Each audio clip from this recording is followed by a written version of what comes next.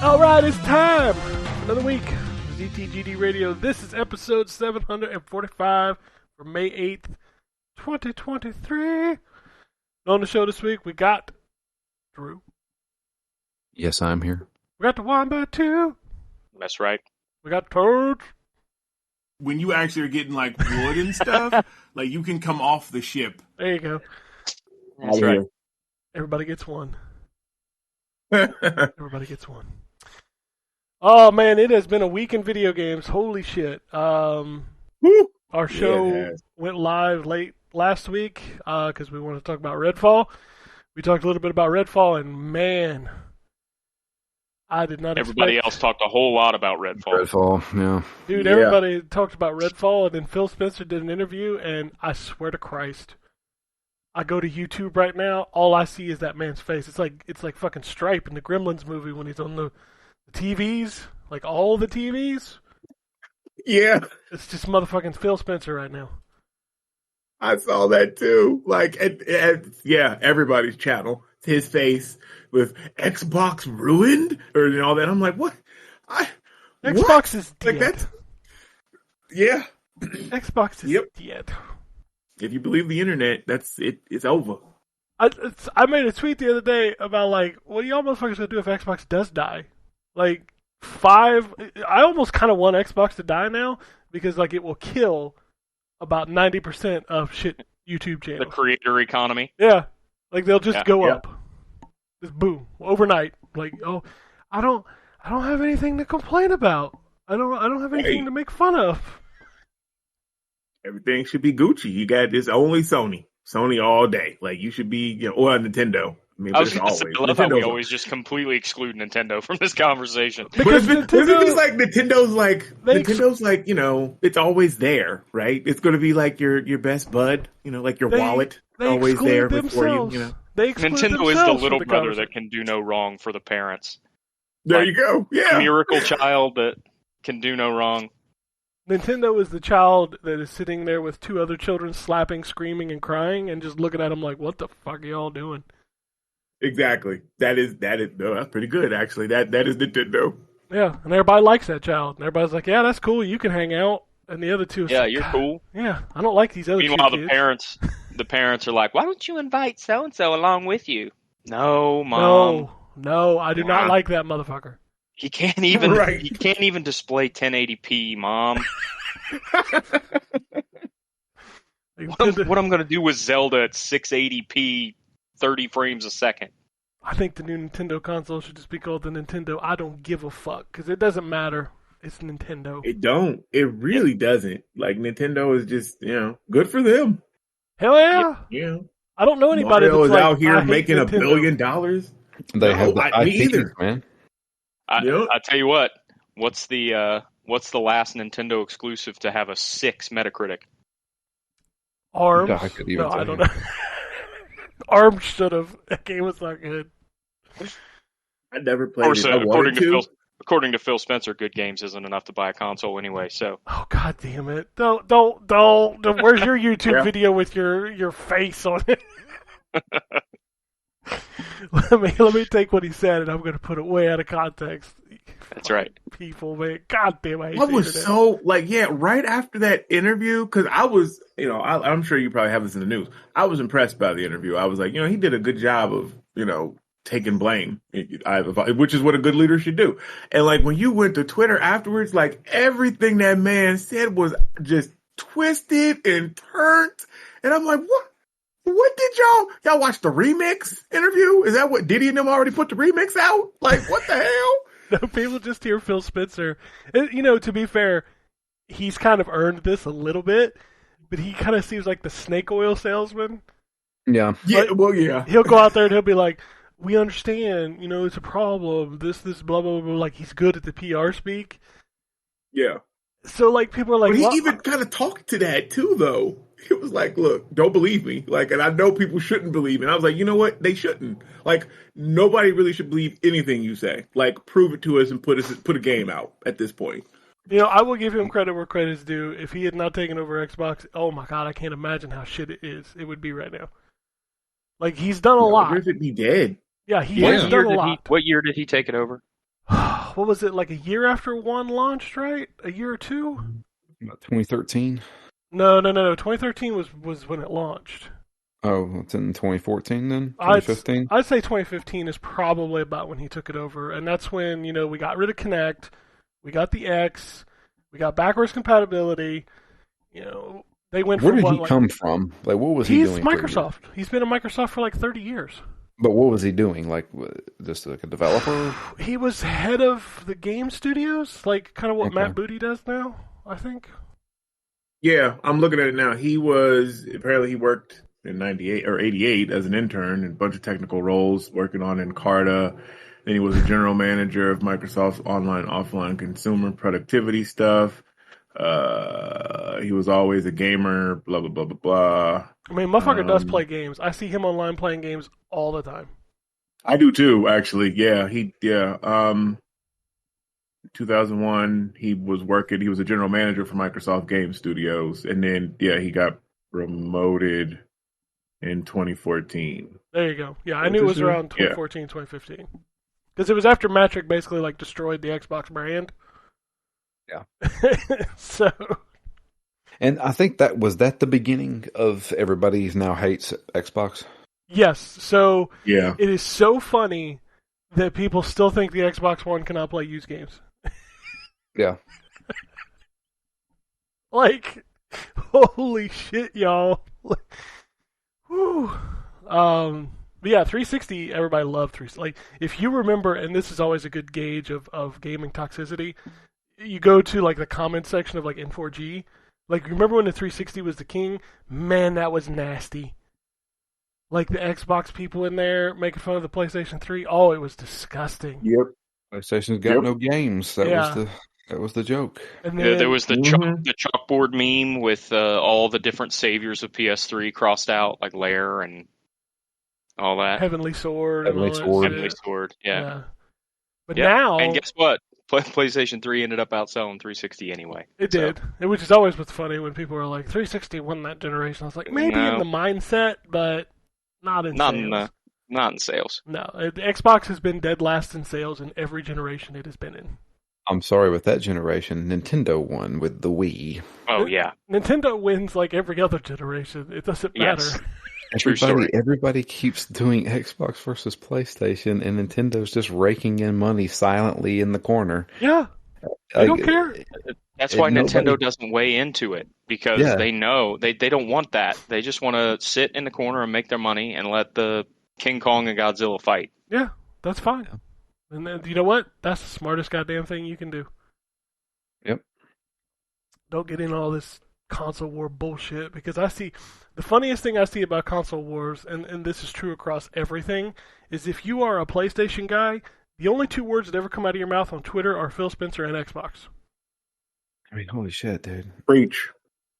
Like, it makes no sense. And also, I can't figure it out. Like, and it's Twitter, and I need to just leave Twitter. Probably. But, like, every time I go on Twitter, people who are devoted PlayStation fans just talk about how shitty Xbox is. Who gives a shit? You've won. Enjoy your time. Like, exactly. Why do you have to bring down other people? And that's not exclusive, because I watched. No, it's not. I watched a 47-year-old man. I'm not going to name names. I watched a 47-year-old man who was probably the biggest Xbox fanboy on Twitter. He had a meltdown and tweeted like 100 things about how Xbox was going to be good and PlayStation was stupid. And I'm just like, my brother.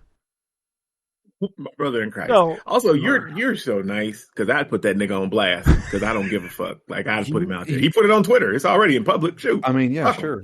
I mean, there's been plenty of times I've seen somebody like doing this discourse, and it's just like, I look at them and I'm like, dude, you're 34 years old. You have 2 children and a wife. Does your wife know that you talk like this? I will show your wife your tweets. So embarrassing. It's embarrassing. Like, you paid money for a consumer product. That's it. That's the beginning and the end of your relationship with Microsoft, Sony, and Nintendo.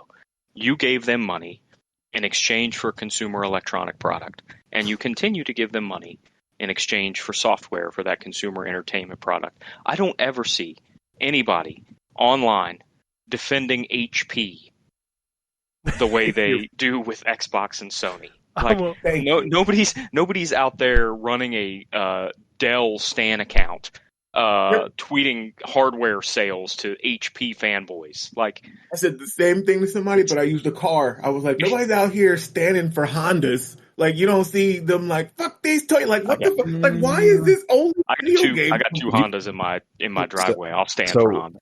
So I'll tell you, that does exist because I used to be a car guy. And yeah, really, you just don't pay attention to it. It probably happens across a lot of things, but since we're into video games, you see it in video games.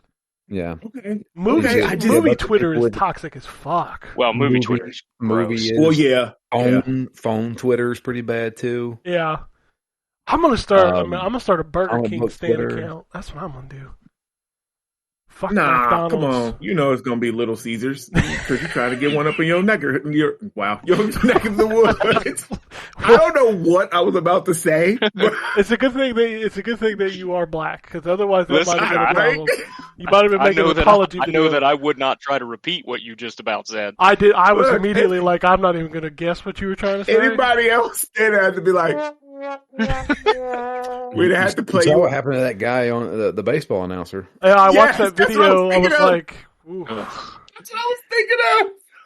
By the way, you saw, Ken, right, that Burger King's shutting down a whole bunch of stores, right? Yeah, like 400 stores. Like that's why, I got to pick up the underdog, man. I was a Burger King fan before they got famous. Yeah. Closing down 400 stores before the end of the year. What's going on? Is it just McDonald's beating the crap out of them, or apparently? Yeah, that's what happened. I think Phil Spencer took over at Burger King, and the whole thing's been downhill ever since. Oh crap! Phil Spencer done ruined the king, man. I guess he had it his way, huh? Burger King doesn't have any good exclusives. That's the problem. Their last exclusive hamburger got a 61 on Metacritic. So the Whopper could not compete with the Big Mac. Yeah, it doesn't have as many teraflops as the Big Mac. Whopper mostly negative. Oh shit! I'm about choking to death. That's hilarious. Oh man. Anyway, let's talk about video games. Drew, I'll kick off with you. Okay. Not much. I have played a lot of Legend of Zelda: Breath of the Wild. Well, I mean that's a lot because that's a fucking amazing game. That is actually a really, really good game. Now, I really hate weapons breaking. Oh, here we go. Here we go. Come to the dark side. No, I still think it's the problem with that game. No, that's really not the only problem with that game. So, how many times have I ran into a point where they really push exploration and they really push, hey, you got this little meter that will tell you how close to a shrine you are. And one of the things that you really want to do in this game is complete all the shrines. Got it. Well, there's a shrine. And I'm really close to it, but it's up on a hill that I have to climb. Well, guess what? It's raining right now, and I can't climb that hill for the next 4 hours. And I'm just like, what the give me an ocarina, and I will make it stop raining. There's so many, there's things in this game that ruin the experience for me. Weapon degradation is definitely one of them. The open world gets in the way of the open world in a lot of instances. There's a lot of really cool stuff in this game. So I just ran into this island. I was like, I'm going to go to this island. And when I landed on it, they said, oh, you just landed. You shouldn't have came here, bitch.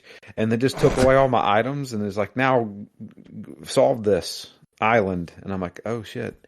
So now I'm stuck there. And so there's some really cool stuff, but I feel like that game just kind of gets in the way of itself sometimes. And I haven't done anything. I have went to Kakariko Village, and now I have to go because I made it that far the first time I played it. I have to go get my Sheikah Slate upgraded to where I can take pictures, and I haven't went there yet. And I've already got 2.5 bars of stamina, so I'm good. It's just there's small things that really get on my nerves. Also, where the hell do I upgrade my inventory slots? Oh Man, I don't remember. It's been so long since I I was played trying. that game. Yeah, I was I trying can to carry remember. 5 weapons, and I keep getting better weapons, and I have to choose one to throw away. Yeah, I like, don't remember how Korok you seeds, expand wasn't it? that. Was it Korok Yeah, seeds? I think you're right. I think it is Korok seeds. so I've got a bunch of Korok seeds, but where the hell did I turn them in? There's a big dude that you meet. I think it was early on. He's like on a hill. It's a giant Korok, and he's like, "Bring me your seeds, and I'll upgrade stuff." Yep, you're right. That's Okay, it. I need to look the dude up then, because I am not on the beaten path. I have went rogue and have went everywhere. I've got probably 18 towers already. Oh, so you playing it like it's Assassin's Creed up in this bitch? I am playing. I'm going to go there. I see that in the distance. I'm going to walk until I get there, and then climb it, and then activate it. So That's you what mad I'm at this doing. game because it kind of directed you where to go, and you were like, "Fuck you, I'll go my own way." You Stevie Wrong. Nicks this shit, right? Wrong. Okay, I'm at the age of 17 here, so my thing is that this game wants you to explore and do stuff. Have I found things and said I can't do this yet, and I'll come back to it later? Absolutely. But there's certain things I get it. It's a cool novelty that when it's raining, you're going to slide down a rock face. But dude, I just want to go up there and do the shrine, not sit here and wait for the rain to stop. Here comes the rain again. So I mean, it's small stuff like that. And then the weapon stuff really gets on my nerves. Like I can't stand it. And the weapons, it wouldn't be that bad if if I could beat maybe 5 or 6 enemies before my weapon breaks. But no, it's every friggin' enemy my weapon's breaking. And I'm just like, what the hell? Like anytime I go do a guardian, so like if I go into a shrine that's like a test of power or test of might, and I have to fight a guardian, literally I will have 1.5 weapons. I'll go through 1.5 weapons just on one fight, and I'm just like, that's garbage. That's garbage. By the way, Ken, I wanted to let Drew finish his thought, but I can't let you get away without throwing a red flag on the Stevie Nicks "You Can Go Your Own Way" reference. Sorry, because that's the Lindsey Buckingham Stevie Nicks breakup song from the Lindsey Buckingham side. So you know what? That's way too much information. I don't even know what you're talking about. Look it up. They had broke up at that point. They had broke up. She wrote "Dreams" and he wrote "Go Your Own Way." Okay. Yeah. That's what I think. Yes, and the duck was correct. Oh shit. Oh Go be a gold dust woman. man, we need Mortal Kombat sound effects on the soundboard because I totally would have done the test your might right there when you were talking about them shrines. I actually, it's funny that you're talking a second. I actually am building a file here that I'm going to. How do you want me to send this to you? I got a whole bunch of sound effects. That's one of them. MP3s, like individual MP3s, is the way I have to upload. No, I got that, but I got like a bunch. I'm gonna just zip them and do it. All right, yeah, just zip them up and do it. Speaking of like sounds, what happened to the fucking music? Oh, yeah, that's coming too. I'm working on that. Don't worry. I gotta think of another. I gotta think of another song to put on the show this week. Yeah, we go get a theme song. Oh yeah, yeah, use Mortal Kombat music. Mortal Kombat music. Do the Deadpool or something. Oh yeah. Yeah. Was it Haunted Forest? No, Living Forest. Living Forest. I played MK2 yesterday on the Saturn and the PlayStation 1. Why? Because I just do that sometimes. Sometimes I just play some shit. Dude, I got an MK 1-up arcade machine. What are you talking about?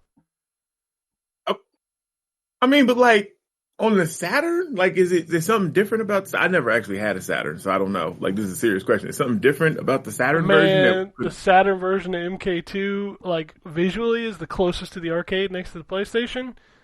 But goddamn. God damn, don't play it. Like, it loads when you do every move. Ooh.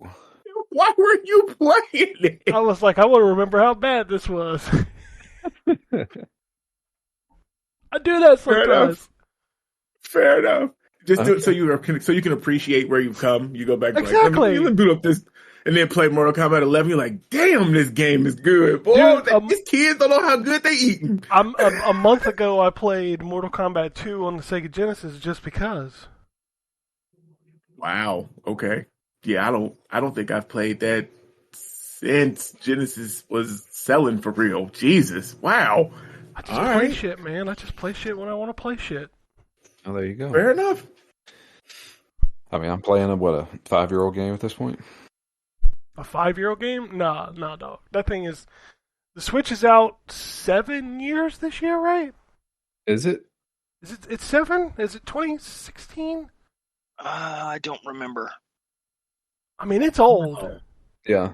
And that is a Wii U. Did it game. come out Did it come out the same day as the Wii U? The game, not the Wii U. The game on itself. The Switch. It was a week late. It was a week later. Later. Okay. Yeah. So 7-year-old game. Nintendo knew they were doubling up. They're like, we'll get the Wii people who can't wait a week to play it. And it came out March 3rd, 2017. So 6 years old. Okay, so 6. I knew I was either 6 or 7. I couldn't remember which one. There you go. So yeah, I'm enjoying my time with it. Obviously, I keep going back to it. And I want to beat it. So just beat it. We're going to get there. Hopefully, maybe I'll finally beat a Divine Beast. I ran into one. I accidentally went to the Gerudo area, and they said they wouldn't let me in because I have a penis. Oh yeah, you got to dress up like the female to get in there. Yes. And because I don't think they said the Nintendo game like you got a dick, you can't come in. Mm-hmm. I hope that's exactly what it said. No penis is allowed. Big sign on the gate. No penis. But yeah, I ran into that. I need to start kind of mainlining a little bit, I think. Yes. So, because apparently you get stuff just by doing some story stuff that would help me out a lot. Yep, you get things like that you need to finish those particular areas. So yeah. So I guess I've been doing stuff I shouldn't be doing, but I've been doing it anyway. So you can't tell me what to do, Zelda. That's true. I kind of want to finish that island though. So that island is like the Souls area of that game, if I remember correctly. What's it called? Eventide. Eventide Island. Yeah. That's like a Dark Souls within Breath of the Wild. Zelda. Yeah. But apparently, I read that there's a trick. So right before you step onto the island and you get the cutscene, you can take all of the stuff you want to keep and throw it on the ground, and then move forward, and then the stuff's still sitting there, and you can pick it up. You gained nothing. You took a shortcut. I don't care. You can do it, and that's what Zelda pushes. Get good. If you think about it, you can do it. So that's what I'm going to do. But yeah, I did that. I mean, not really. I played a couple matches of Overwatch, but I don't care. I think I'm done for a while. I am too. That game I really am. Fucking terrible right now. Like, yeah. I don't know how they can think that matchmaking is okay. Like, I don't see it. I don't understand it. Yeah. Toward the end of Overwatch 1, when I was still playing it, the toxicity had kind of died down. Holy crap, the amount of toxic people I run into. Well, it's because it's free to play. So, like, all these people just create new accounts or fucking, you get all these people who've never played the game. And I get so many people that tell me how terrible I am. I'm like, dude, you don't even know how to play the game. You're running a fucking diva into Zarya. Like, what the fuck are you thinking? Yeah. I don't know. I was healing, and our tank was running ahead of us, and I was Lucio, and so our tank's not protecting the healers, and I had to get killed, and then our DPS kept saying that I was the worst Lucio they'd ever seen, and I was like, maybe if you guys stayed with your team, I could heal you. And then at the end of the match, we lost, and I out-healed both my other healer and the other healers on the team, and they were still saying that I was sucked at healing. And I'm like, okay, got it. Yeah, it sounds like you guys suck at actually playing this game and protecting your healers. It is not good right now. And they need to do something, because if I don't want to play, there's a problem.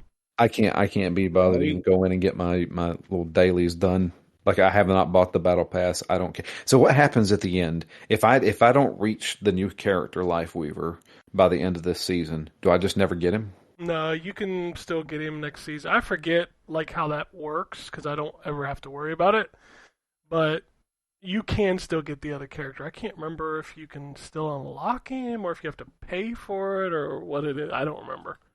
That's garbage if they make you pay for a character. I mean, you had to pay for a character anyway with your time. I mean, technically, yeah, but I mean, I don't know. I think so if I remember correctly, if you go into the, you know how like you go into your, or not the career profile, but like the challenges menu, there's a characters menu in there now.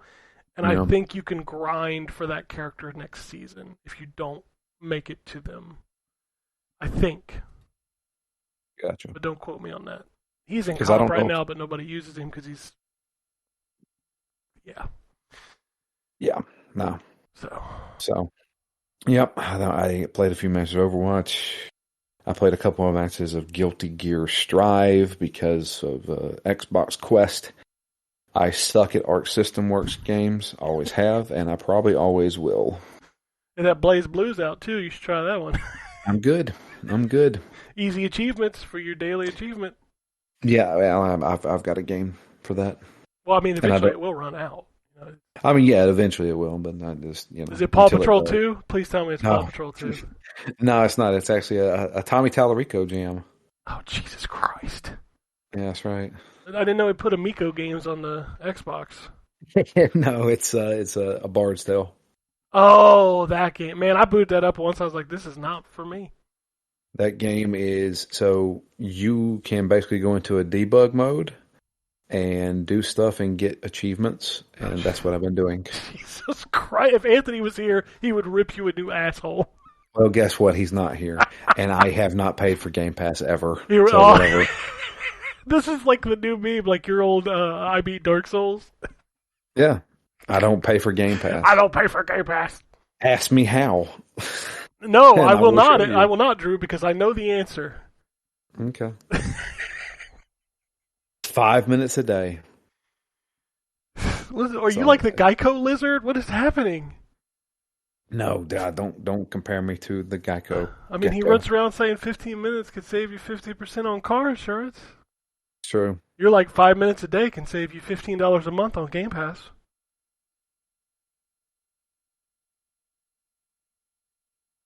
Everybody die? Anyway. No, I was trying to think of like a good Geico commercial. I'm disappointed in Terrence and Ryan. In that span, we did not get. What are y'all doing? I am so sorry. I'm building our soundboard. Honestly, during the show is not the time to do that stuff. You're absolutely right.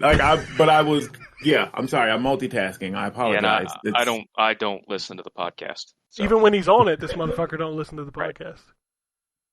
If we're gonna do Mortal Kombat sounds, we gotta have Liu Kang's bicycle kick sound. Which to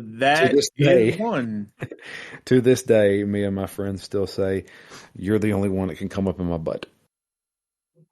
Okay. Wow. That one's getting clipped. Wow. Somebody clip that out. There you go. There you go. I gave you one. You guys kept saying you won one from me. There you go. I appreciate you because I'm. Do you want me to say it slower? No, I don't want you to say it slower. No. Because I can manipulate it myself. We're good. Damn it. Well, I know. That's fine. We both got one. How about that? All right. Anyway, any other games, Drew, besides Zelda? No. All right. Terrence, you want to talk about games, or are you too busy? You too busy to be on the show? I am not. No. Yes, I can talk about games. I don't actually have a whole lot. So I played, or I'm playing for a review. It's called Stray Blade. Oh yeah, how is that? I was curious. So it's very Souls-esque, but mind. It's not. Yeah, I know. But hold on though, because it's not. So like it has those like save points, those like bonfires. It's not a bonfire, and it's just like this ornamental stone thing. But it like heals you and it like saves, but it doesn't respawn enemies. So that's a plus. The combat is what's weird because it's not. If it played like Elden Ring or even I guess the Souls games, it would make more sense. But like you have like a balance bar that you have to, or that you can get down, and if you get it down to half, you can perform a finishing move on them, or get it fully down. Excuse me. You can perform a finishing move on them. But it's weird because like the attacks that come from enemies, there are red attacks and there are blue attacks. Blue attacks can be parried, but never dodged. Red attacks can be dodged, but never parried. This is some Ikaruga shit. What the hell? Yes! So I'm playing this, and I swear to God, I'm too old for all this complicated stuff, and it really, honestly, it makes me sad, because back in the day, boy, back in the day, I used to play any game, but now I'm out here, I was so confuzzled, I'm like, oh shit, I got a blue and a red coming at me, should I dodge, or should I try to parry? Like, it gets, yeah. So once more than one enemy comes at you, it gets a little crazy. But it's not, I don't hate it. It's not terrible. Like I'm going to mess with it. Like I'm going to figure it out, but it's Lord. And it does have a difficulty thing. So you can put it on easy. You know what other games did that? Was a DMC did that, and so did Guacamelee. Like the different colors you have to attack with different attacks, and like at the end of, like I made it to like the last stage of Guacamelee, and at that point my brain just imploded. Like I can't do this. Wow, yeah, I forgot. Got hard. Guacamelee is a great game until you get like towards the back half of it, and then you're just like, dude, my brain cannot process this. I am not 14 years old anymore. Yeah, see, and that's what was happening to me. Like it's, and I mean, granted, it's just the two things, but like and then it's one of those things because it tells you over the tutorial, like when it's running through how to do the stuff, you have to pay attention to the move, not the color. So you actually have to hit, your timing has to be like perfect. Like the fucking window is like super precise. Like you have to dodge or hit the parry button basically at the exact moment that you're about to get hit, or else it's not going to count. And I'm like, look, man. And then you have, get surrounded and you have two blues and a red, and you're like, well, shit, what am I, which one's going to get here first? Like, what am I? It's too much. It's too much. But I'm going to persevere. We're going to see. We're going to see. The other thing, which was surprising, me and Anthony, and we should have talked about this last week on the show, and I forgot he wasn't going to be here until I actually sat down. But I'm going to see if he wants to turn this into a thing. But he and I played Resident Evil 6, and we streamed it on Twitch. And I'm so pissed because we started off, and he was like, "Oh yeah, no, my mic, yeah, it's good, yeah, it popped up, I see it, yeah." And he's a fucking liar, and he had the best. Oh my god! And neither of us, because we were both just high as hell. He said something that was so funny that should have been like his little soundboard thing. It was something about a dick and it's not. I don't even remember it, but it was. So, I was like, "Oh, I'm clipping it." He was like, "No." I'm like, "No, that's yours. That's your." And then Ken like came in there and tested. He was like, "I can only hear you. It sounds like you're talking to yourself." And I was like, "Well, we didn't get it." And Anthony is like super celebrating because he doesn't have a voice line, but we gonna get him. We gonna get one for him. But anyways, that game is wild, and I know it's an old game, and y'all probably done played it and beat it. I don't hate it, but I can see why Resident Evil purist would, because we started with Jake's campaign because Albert Wesker is my guy, and Jake is Wesker's son or clone.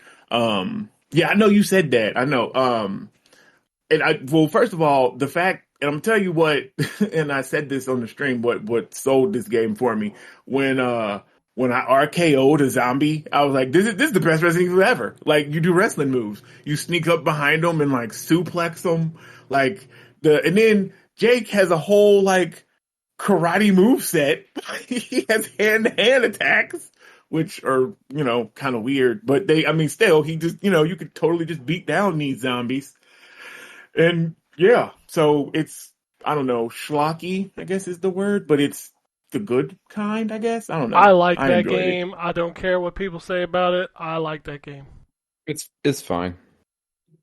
It's Fair not the enough. best Resident Evil, but it's No, it's fine. definitely not the best Resident Evil, but there's like so many cool things in that game.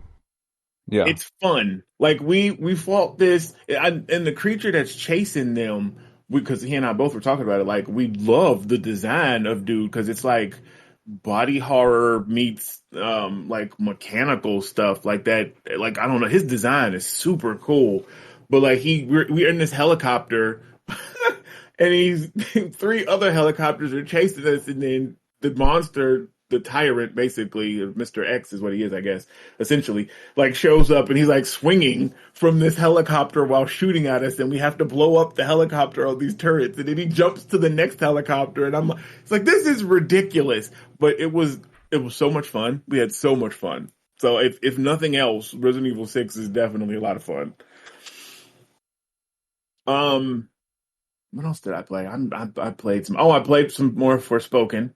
All that Redfall talk, and then everybody saying that this was, PlayStation had Forspoken, not to forget that or whatever. Like, I'm gonna mess with that again. I beat the first Tanta, and got her power, and now like the combat is way. I like it way more, because she had like fire abilities and melee combat. So Freya's magic before was all like ranged stuff, like a shotgun and machine gun blast type stuff.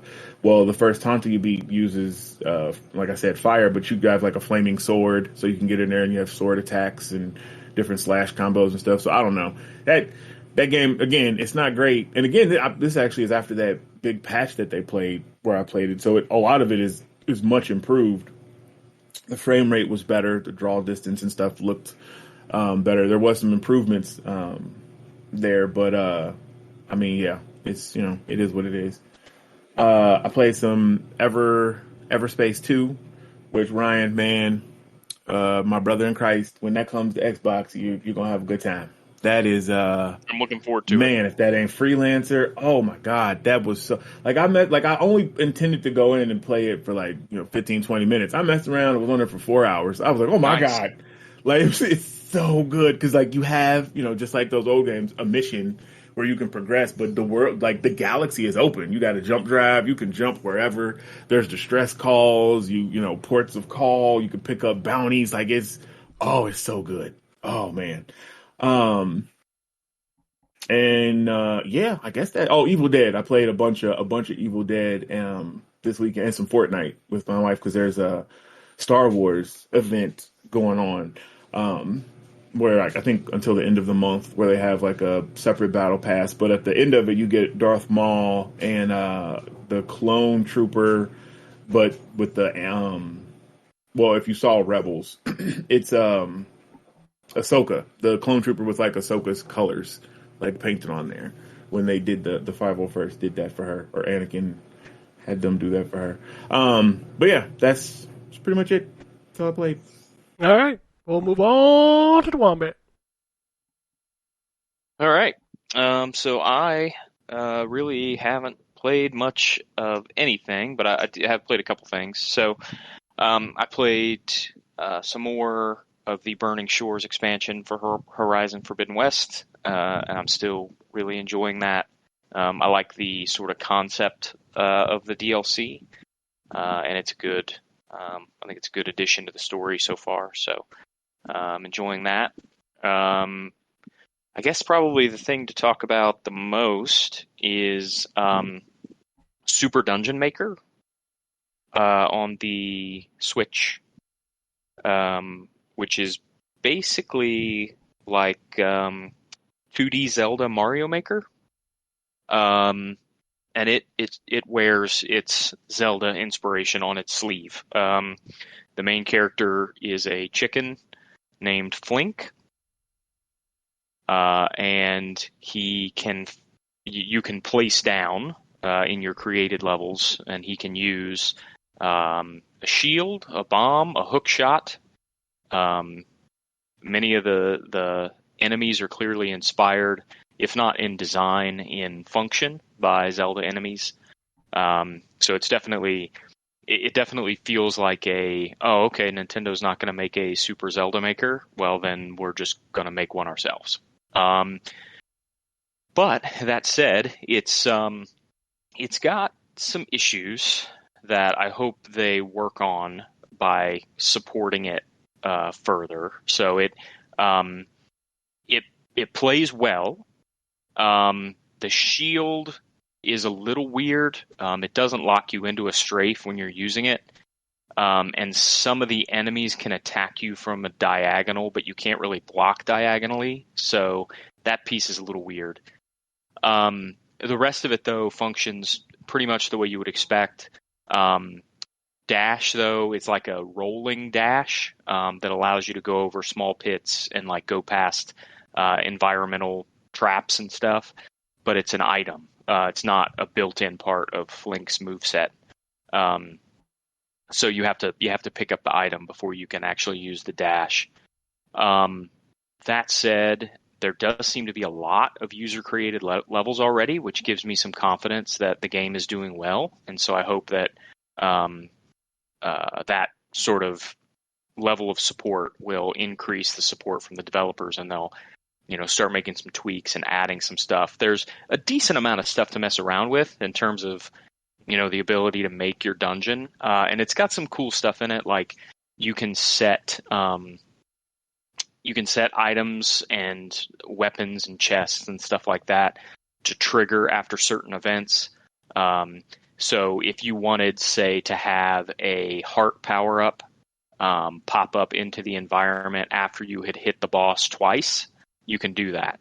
Or if you want a chest to appear when you've cleared all the enemies in the room, you can do that. You can also have like switches on the floor that open doors and so on and so forth. It's set up a lot like Zelda, where you've got small keys that can open small key doors, and you've got big keys that can open big key doors and big key chests. You can build bombable walls so that you can make secrets behind bombable walls. You can make pits in the floor that you have to hook shot over. So it's really cool, and my son and I had an absolute blast building levels in it, and letting each other try out the levels that we had built. So it's really a lot of fun, and especially it's on sale, and I don't know if it still is, but it was on sale last week for $15.99, and it is well worth that price. So I'm looking forward to seeing what kind of support it gets and what gets added to it, and playing some other user created levels. But if you like 2D Zelda and you have any interest in the ability to sort of build your own 2D Zelda dungeons and play dungeons that other people have built, it's worth checking out. So it's once again, it's called Super Dungeon Maker. As far as I know, it's only on Switch. It may be on PC as well. I'm not sure, but I think the only console it's on is Switch. It's on PC, and probably if it works the way I think it does. The reason there's so many levels is because it was in early access for like 6 months, so maybe those PC levels are being pulled into the Switch version. Probably so. Yeah, probably so. So, but yeah, check it out. It's well worth checking out. And the main character is well designed. The animations are good. He's got little sound effects and stuff. The main character is cool. What'd you say? Can you download new levels like Mario Maker and stuff? Like you can. Well, you can play other people's created levels, yeah. But the one problem, and Anthony and I were talking about this because Anthony's playing it for review. The one thing that it's missing that Mario Maker has that it desperately needs is the ability to have like a level ID, so that you can share your levels specifically with friends. So like with Mario Maker, you can build a level, and then I could tell you, hey, type in this level code, and you'll be able to get to my level. You can't do that in this game. You just have to kind of search for it and hope you find it. So that's kind of a pain. But you can definitely play other people's created levels. Gotcha. Yeah, so it's pretty neat. Again, it's not feature complete. It's got some work that it needs to do. But as a starting point, I think it's pretty fun. especially for $15. I mean, if it was 60, I would have trouble recommending it. But for $15, it's definitely worth checking out. Do they make you finish the level before you publish it? They do. Yep, they do. Yep. So the way you finish a level is there's a golden egg that you have to place in the level, and so to finish the level, you have to collect the golden egg. And so yeah, you have to finish the level before they let you post it online. Gotcha. But yeah, check. I mean, at the very least, go online and check out a trailer or something, because it's pretty neat. Yeah, looks a lot like Zelda in the trailer. Yep. It's very, very Zelda-like. Yeah, that's. Oh, and even the bosses, like one of the bosses that you can place down is like, you know, the enemies or the bosses in Zelda that are like a worm made up of spheres, and you have to hit them on the tail. That you can put that down as a boss. There's another boss that pops up out of the ground, and you can only hit it in the face, but it'll bury itself back under the ground and then pop back up again. There's another boss that's like a big giant behemoth thing that throws pitchforks at you, and anytime you try to hit it, it blocks, so you have to wait for it to charge you, and when it charges you, it hits the wall, and then it's dizzy for a minute, and so you have to wait for that and then attack it while it's dizzy. So yeah, it's definitely, the bosses are a little bit tropey, but it's still fun. And that's it. Cool. All right, I'll wrap this up. I don't have a whole lot to talk about because I didn't play a whole lot. I tried to go back to Redfall solo, and I'm like, nope, that game is not very good, especially solo. No. It also fuck up your achievements. I don't know if you noticed that, but like they're all 17-point achievements. So if you have OCD, you're like, I have to have an even number of achievements. Yeah, I saw somebody on Twitter saying that, and I didn't realize that. I didn't either. Mentioned it, and I was like, oh wow. I don't notice it anymore because I don't even look at the gamer score shit anymore. I don't even care. But I just thought it was funny. I'm playing through Jedi again. While that game has a lot of technical issues, it's still a fucking fantastic game. And I love it. And I've got a big giant beard and long hair, and I look like Obi-Wan, so that's pretty rad. I played Blaze Blue Cross Tag Battle Special Edition. I love that game. I think it's super fun. I love that there's some really weird characters in there from like Ruby and Persona and stuff like that. Like, that game is a lot of fun. And I played a bunch of old stuff. Like I talked about earlier, I booted up some Saturn, PlayStation games. I also loaded up my 360 and played a little bit of Sega Superstar Tennis and the Simpsons game, which, if you've never played that game is incredible. Even if you're not a fan of the Simpsons, that game is really, really good. And then I wrote a review for a TV this week, which that was I've only done that twice in my life. That was interesting. And then I spent the rest of my time fighting with a backlight kit from a company called Light Me. So this thing, the reason that I was super interested in it is because it's literally the first time that they've made a sync box. So if you don't know what a sync box is, it's where you plug your HDMIs into it and the lights react to the signal coming from the HDMI. So the problem with sync boxes in the past is if you have a PS5 or Series X, none of those sync boxes support HDMI 2.1. So you can't get 120 hertz, which is a problem.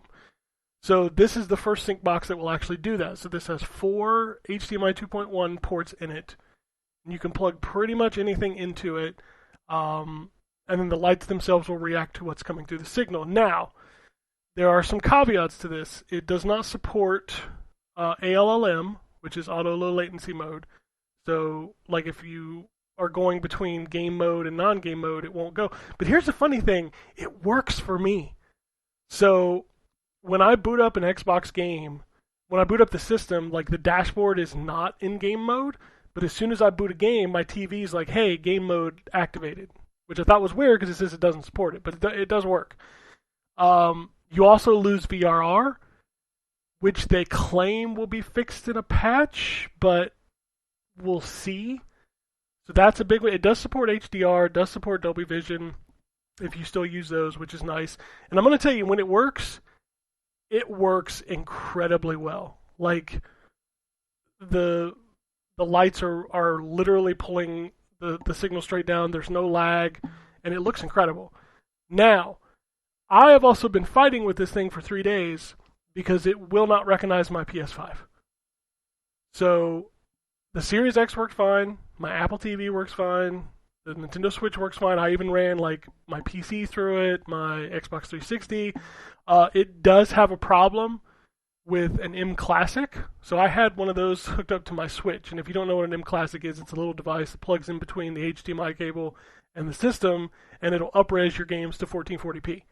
So it kind of smooths out older games.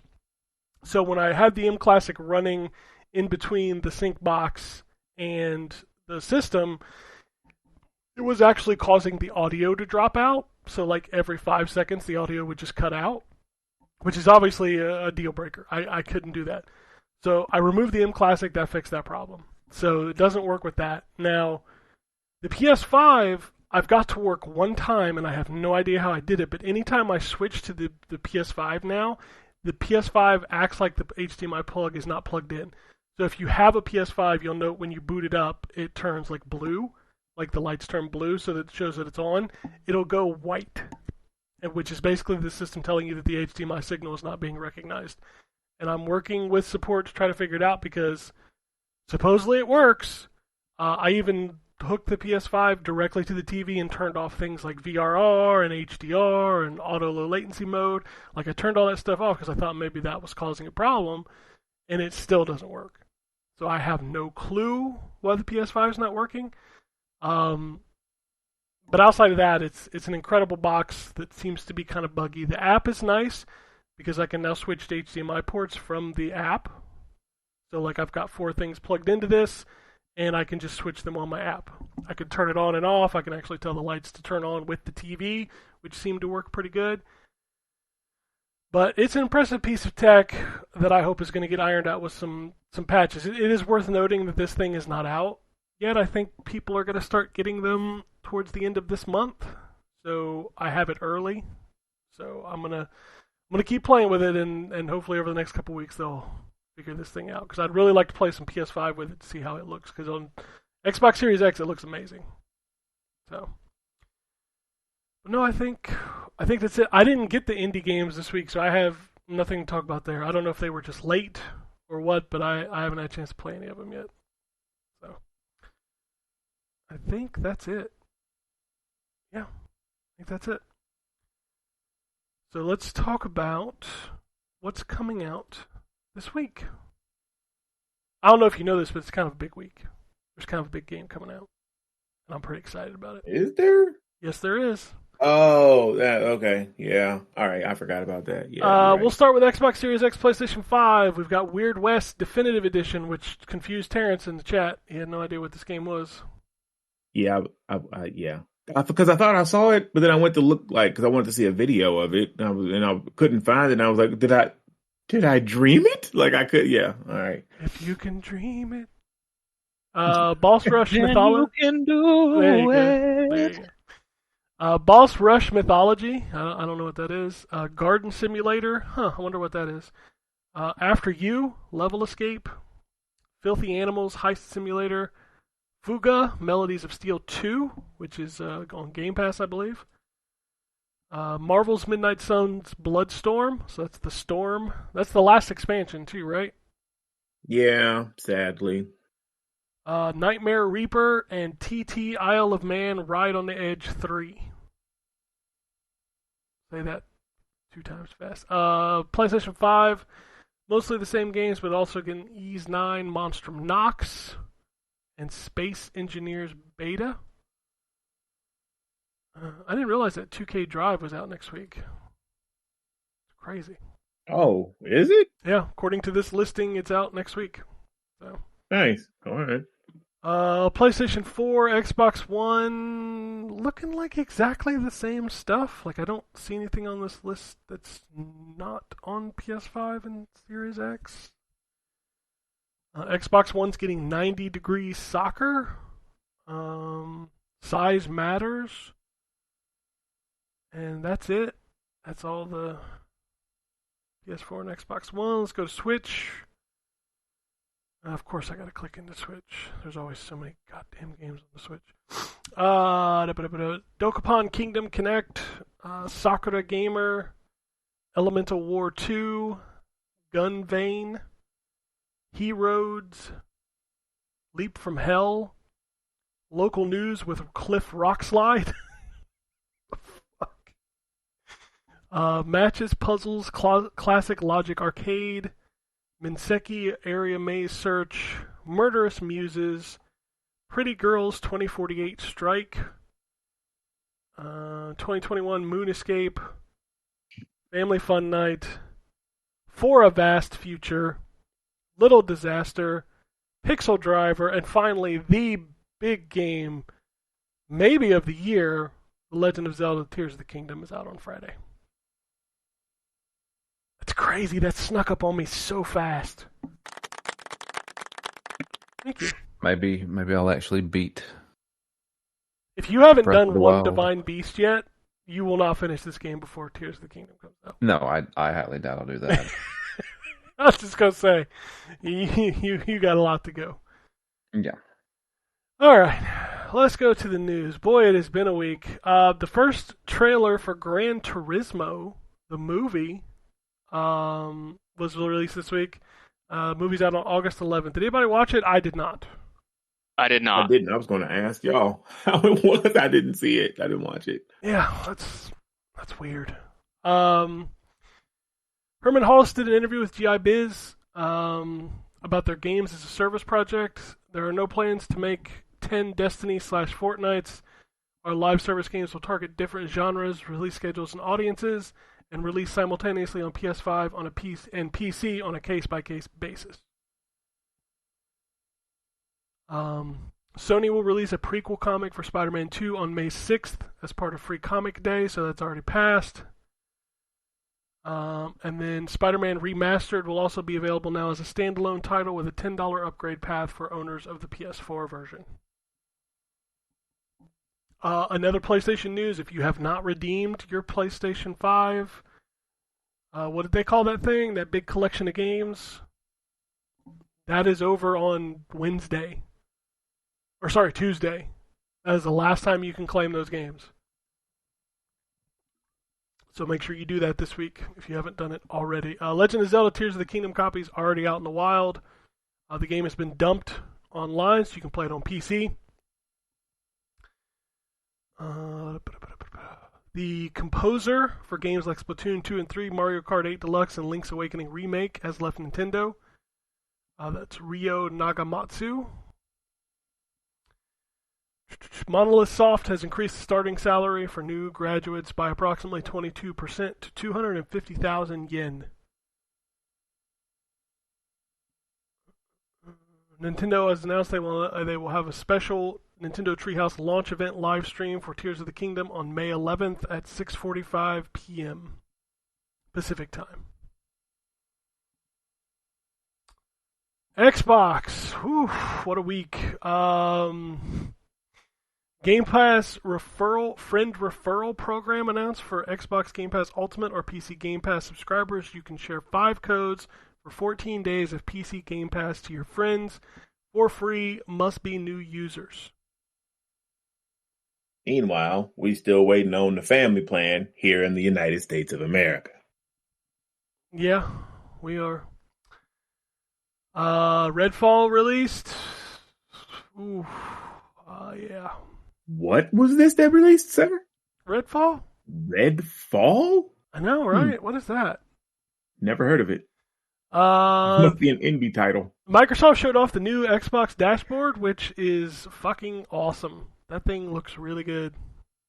It is. I have it. I have it actually on both of my Xbox. I didn't realize I had both of them registered, but I guess they're testing out different versions of what to put in that the biggest box at the bottom.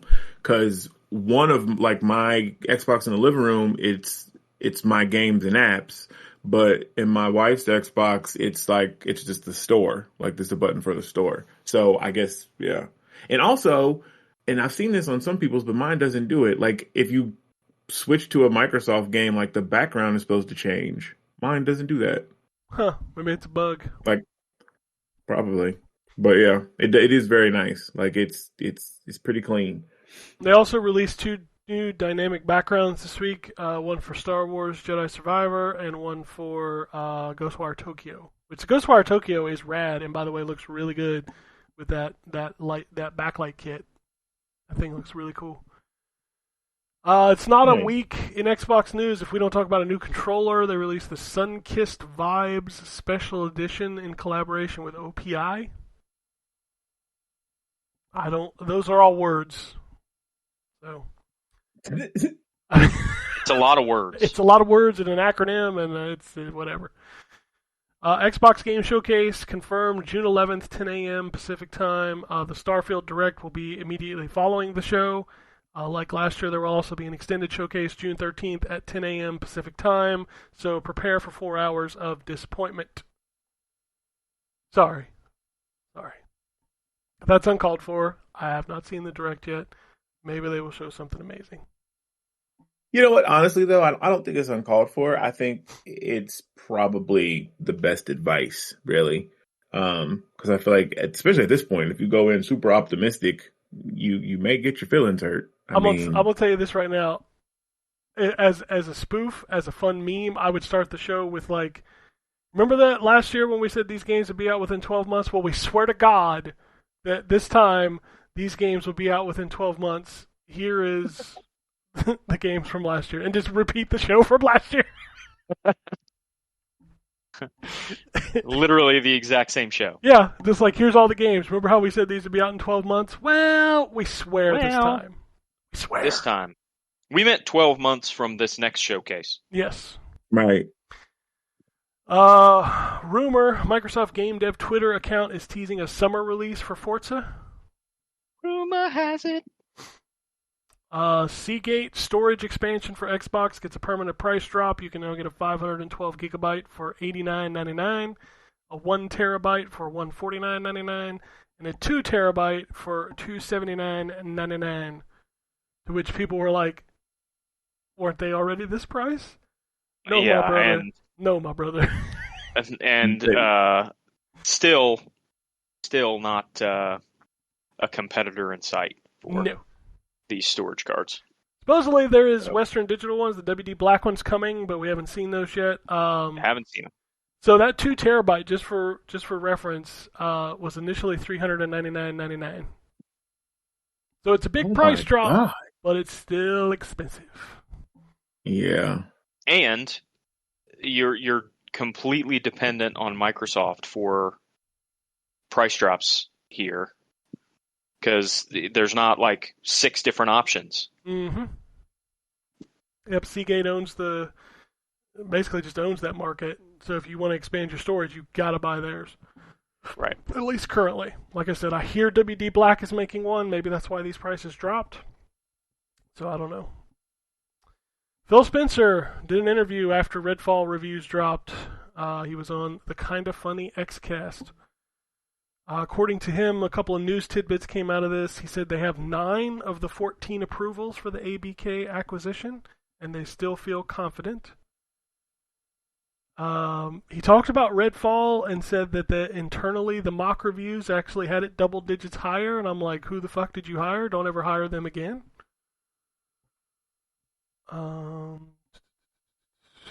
Let's see here. He said he reads comments like the fact that he should get fired on Twitter, which, by the way, Phil Spencer should not be fired. Like, no. He should have some accountability for sure. But that man has done a lot for the Xbox brand, and like I said earlier, if somebody else had been in charge, that company may have went the way of Sega by now. I don't know. Yeah. So... And the people calling for him to be fired too, I feel like are the idiots that don't understand how businesses, let alone companies, work. I publicly, and again, I say this all the time on here, everybody lies, but publicly, I mean, what he said in that interview was great. Like, he fell on the sword and he took responsibility, and it somehow was spun into him blaming the team, but he said that, we at Xbox should have came to them and been like, hey, what can we do to help? You know what I mean? They just kind of let them do their own thing. And I guess they didn't do that with Starfield. Like they intervened, or not intervened, but they helped out with Starfield more.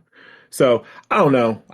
He definitely shouldn't be fired, but the internet. Well, let's talk about the quote that he said that got all of the ugly face YouTube thumbnails out there, which was, and I'm not going to quote this verbatim, but basically he said there is no world where Starfield is an 11 out of 10 and people sell their PlayStations to buy Xbox.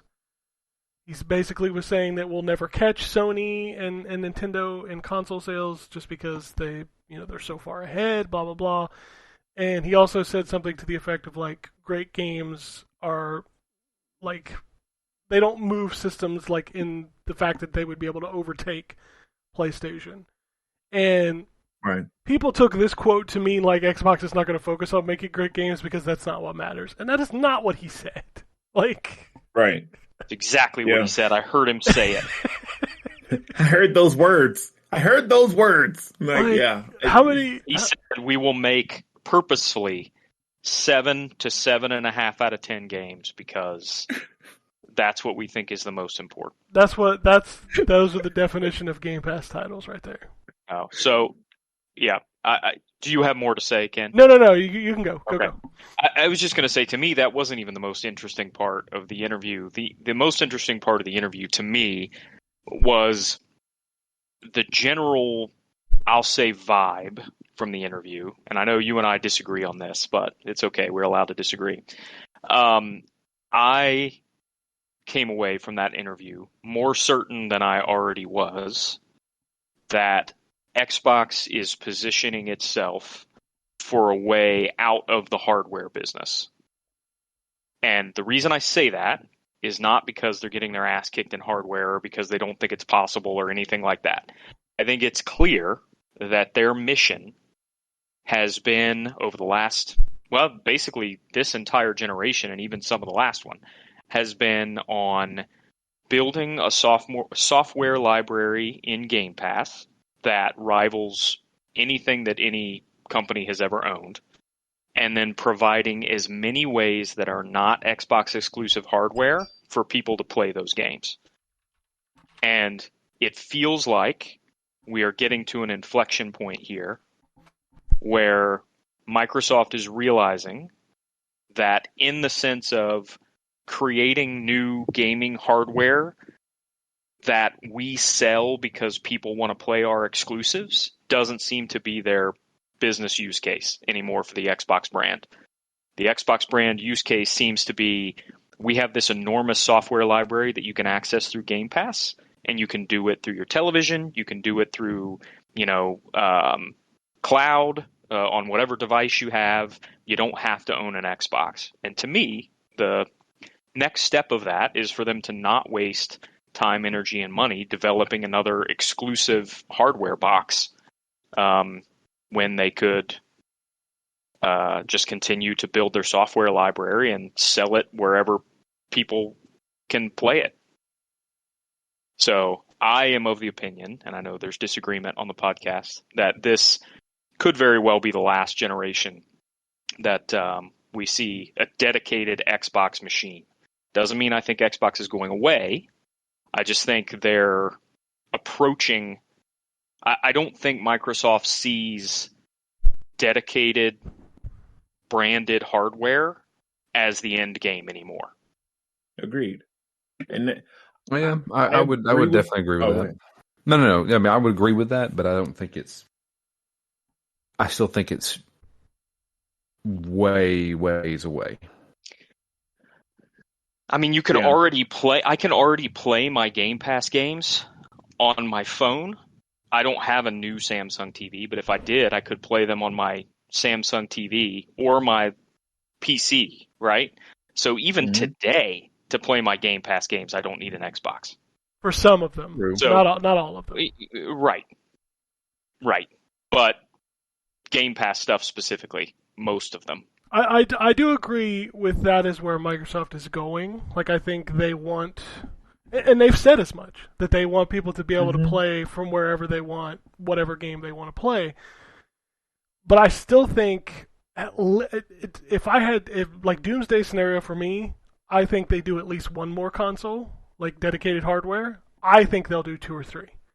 I mean, if they do one more, like I could see them doing, if Sony does what has been rumored and releases a pro version of their console, I could see this generation getting like a half upgrade, but I don't think anything past that. And for the record, I think a pro version of either of these consoles is fucking stupid. It's a waste. It's so fucking waste. Yeah. Like, I don't even see, like, we literally just got our first big AAA fucking this gen exclusive game in Jedi Survivor. That was like the first one. Like, I don't. A pro is so stupid to me, especially if the rumors are true that it's out next year. That's fucking stupid. Yeah. Mm-hmm. Go ahead. Yeah, but I agree with you, Ryan, to a point. Like, I think, and because I've said this a while ago, when I say that Microsoft is playing a different game than everybody else now. That's what I mean. Their focus is not on, hardware sales. Their focus is on, like they've said, you being able to play great games wherever you are. You know what I mean? If you're playing on PlayStation, which leads me to believe that they would love to get a PlayStation, app, an Xbox Game Pass app on PlayStation, and one for Nintendo, which I'm sure, at some point that, those contracts going to be met. Most of those will happen. What's the easiest way to get there? By not being a direct competitor to them anymore. Correct. And that's what I say. Well, I agree with you to a point, because I do think that you're right. They probably will stop focusing on consoles sooner rather than later.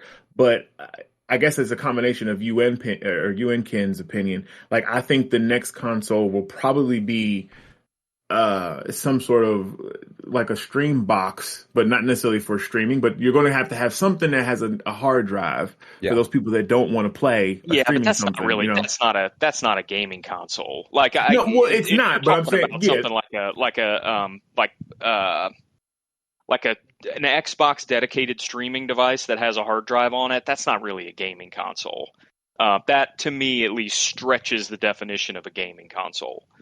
I agree. Well, that's what I guess it wouldn't be a game console, but I foresee something like that probably being the next thing, because I think that would probably bridge the gap between a traditional console and the moving away from that to this whole thing. But to put everything on Game Pass to just be streamed, I think we're a little ways from that, just because the quality, like, I've yet to stream a game where I've been like, oh yeah, I could totally see, playing this, instead of playing it on my console. I think I'm there with you. Like, if Microsoft doesn't do a dedicated console anymore, I'm fucking out. Like, I've played streaming. I have a Samsung TV. I'm gonna pull a Drew here. I've got a Samsung.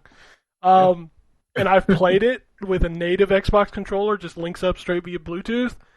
I played it once out of curiosity. I was like, I do not want to play a game this way. The only time I ever booted on my console is to, again, I'm going to pull a Drew, is to complete a quest for my rewards, because the game's not installed. Yeah. Well, yeah, but I mean, we've got at least, 2-3 years at the earliest left in this generation. Think about how far Game Pass xCloud streaming has come in the last 2 or 3 years. You're right. There's a lot of room for expansion in the next several years. True, but and that's where their investments are too. Well, but they're investing heavily in the cloud stuff. Sorry, man. The issue is that you also have players out there who are not connected to the internet, and you have players out there who don't have great internet at home. Me being one of them. Like, for a long time there, I was 40 download speeds. Now I'm 500, which is like, leaps and bounds better. But I've tried streaming with my new 500 download speeds. Still not great. Anything over streaming over Wi-Fi is bad as it is now. And also, what about people with data caps? Yeah. Like that's something you got to think about, because if there's a lot of people out there who I know play video games who have data caps, who yeah, I really want to download this new Jedi Survivor, but well, it's what 50, 60, it's 150, 55 gigs. 150 gigs. That's going to put me over my cap limit. You know, I'm going to get charged more. Streaming games takes up so much more bandwidth than streaming movies. Like, it's ungodly how much bandwidth you use to stream a game. Also, let's talk about that. Why does companies have data caps? To make money. To make more money off of you? Yeah, because they charge you when you go over. Yeah, and that's my thing, is like you're charging for air, guys, and that really should be illegal. I mean, phone companies do it. They've been doing it for years. I know, but I mean, in this day and age where the internet is being relied on for work, school, everything, there really needs to be like a government step in and be like, hey, no more data caps. I mean, we can't even, just not to go too deep into the whole internet thing, do you realize how, like, you want to talk about a monopoly? Most internet companies have a monopoly because if you, like, 3 of us live in this area, most of us only have, like, one option if we want decent speed. Also, I only have one option, and it's Windstream. And I've had Windstream for probably going on, so it used to be Alltel. Alltel got bought out by Windstream. I've had Alltel or Windstream my entire life. Yeah, I don't think I've had anything. It was Time Warner here, and they got bought by Spectrum, and that's my only option. If I want, there is zero options. No. There's no other options. That's the only thing you have here. I mean, the other thing I have where I live is 20 megabytes down through like a DSL service, and I just laughed at that. Every time I get a flyer in the mail, I'm like, nah, dog, that ain't happening. Dude, and that was what they were offering up until now. Up until a month ago, I was still having, the only thing that was around here was DSL internet, and the fastest speed I got was 40. Yeah. And they just now upgraded everybody to cable, and they're forcing everybody to go to cable because it's now obsolete. Yeah, and that's my point, is like most places you have one option. Yep. And if they have data caps, that's tough. That's one thing I'll give Windstream. They do not have data caps. I fear getting that email at some point of like, Spectrum is implementing data caps. I'm like, no. Yep. I don't know. I understand the game that Microsoft is playing. I just don't think that game's going to come to fruition as early as they would really like it to. It's definitely not. Or they're going to lose their ass. That's what's going to happen. If Microsoft doesn't start putting out some, high quality video games, maybe it'll happen in the time Brian's talking about, because you can't have much more bad stuff. My thing is really just the fact that he spent most of that interview setting the stage for them not to make another console. I mean, if you listen to the stuff that he said in the interview, it was all, we can't catch them, we're not going to catch them. It's very much a, listen, we don't need to catch them in a hardware race to meet our financial goals. And right now, hardware costs them money. Yeah. So I don't know why they wouldn't push the issue as soon as they feel like they can. I just don't think they can. I don't think it's there. I listened to a really good conversation about this just this morning. That like Game Pass isn't growing the way it was, and I don't think the cloud is going to grow like exponentially over the next 2 to 3 years. I just don't think it is. So, and they've got to see that at some point. There's a reason why we haven't got updated Game Pass numbers in 2 years. Because they're not impressive. Like, they don't have. Well, you're probably not wrong. To play, really. Yeah, like right. There's like a ceiling for Game Pass. If you own an Xbox, you probably own Game Pass. Yeah. And like, there's only so many people who own an Xbox, so they probably have a super high attach rate of Game Pass to Xbox consoles, but outside of that, it's probably not very high. I would say no. Most people that I know that game on their PC, if they really want to play Halo Infinite, they'll just buy it on Steam. It's also free to play. Yeah, it's on Xbox. It's on PC Game Pass. Yeah. Yeah, and PC Game Pass is what? $10 a month? I mean, if you have Game Pass Ultimate, it's included. Sure, but if you don't own an Xbox console, there's no reason for Ultimate. Like it's pointless. Right. I mean, they made $1 billion on just subs, and that's the other thing too. Like, people are like, well, they just cut the Xbox brand off. Microsoft, they have a lot of money. Like, they have the money to let Xbox fail and probably still be like, hey, we're good. Like, I mean, but it's not failing financially. It's just it's not. Financially. No, it's not failing financially. It's just a question of at this point maximizing the revenue, and you know, unfortunately, like I said. The hardware side of it isn't generating revenue at this point. Yeah. Right. And then you put out a game like Redfall where like that ain't going to push subscriptions. No. Or consoles. That's not going to help somebody buy an Xbox. So I mean, there's a lot of and Ryan, to your point, I could see a lot of him laying the groundwork for, don't get used to seeing an Xbox box kind of thing from what his answers were. I don't know. It was a really good interview. I thought. I think he did a really good job. So I'll be honest with you. I guess 100%, we'll see. 100%. If they stop making consoles, I will no longer play on Xbox. Like that's just. I'm a console man. Like put a box under my TV. That's what I want. And no, I don't mean a box that streams shit. Fuck that. That's not what I want. So anyway, the rest of the news: Final Fantasy Pixel Remastered hit 2 million sales. That Final Fantasy 1? That's 1 through 6. 1 through 6. Imagine what it would be if they put it on Xbox. 2,000,005. Exactly. Yeah, because nobody plays on Xbox. There was a hidden line in that interview that people kind of brushed over that a couple people caught. But Phil said something about game collections coming to Xbox soon, and also he did confirm that he's been chatting with Square Enix. So. Maybe. I missed the game collection line. I did hear the Square Enix thing. Yeah. Okay. So I don't know. That Gears collection may be coming. I don't know. Darkest Dungeon sold 6.5 million across all systems. Darkest Dungeon 2, which launches on May 8th, sold 300,000 copies in its early access phase on Epic Games Store. Little Nightmares 1 and 2 sold 12 million copies combined. Super Mario Bros. Movie passed 1 billion. I think we got that news last week. Minecraft Legends surpassed 3 million players in its first week.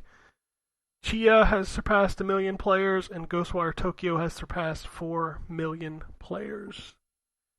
So one thing about isn't Super Mario Brothers coming to streaming next week? No, I think you can buy it next week, and then it comes to Peacock at the end of the month, I believe. Gotcha. So you can buy. I think it's $30 digitally if you want to buy it next week. Mm. But you can't rent it. You can't rent it, not yet. You can't movie rent it, No. how Dungeons and Dragons is right now. I don't know if you'll be able to, but even if you could rent it, it would still be $25. Yeah. So at that point, I would just spend the extra $5 to own it. Yeah, that's true. I don't know. I don't like owning digital movies. Oh, dude, I have 600 digital movies that I own. I love digital movies.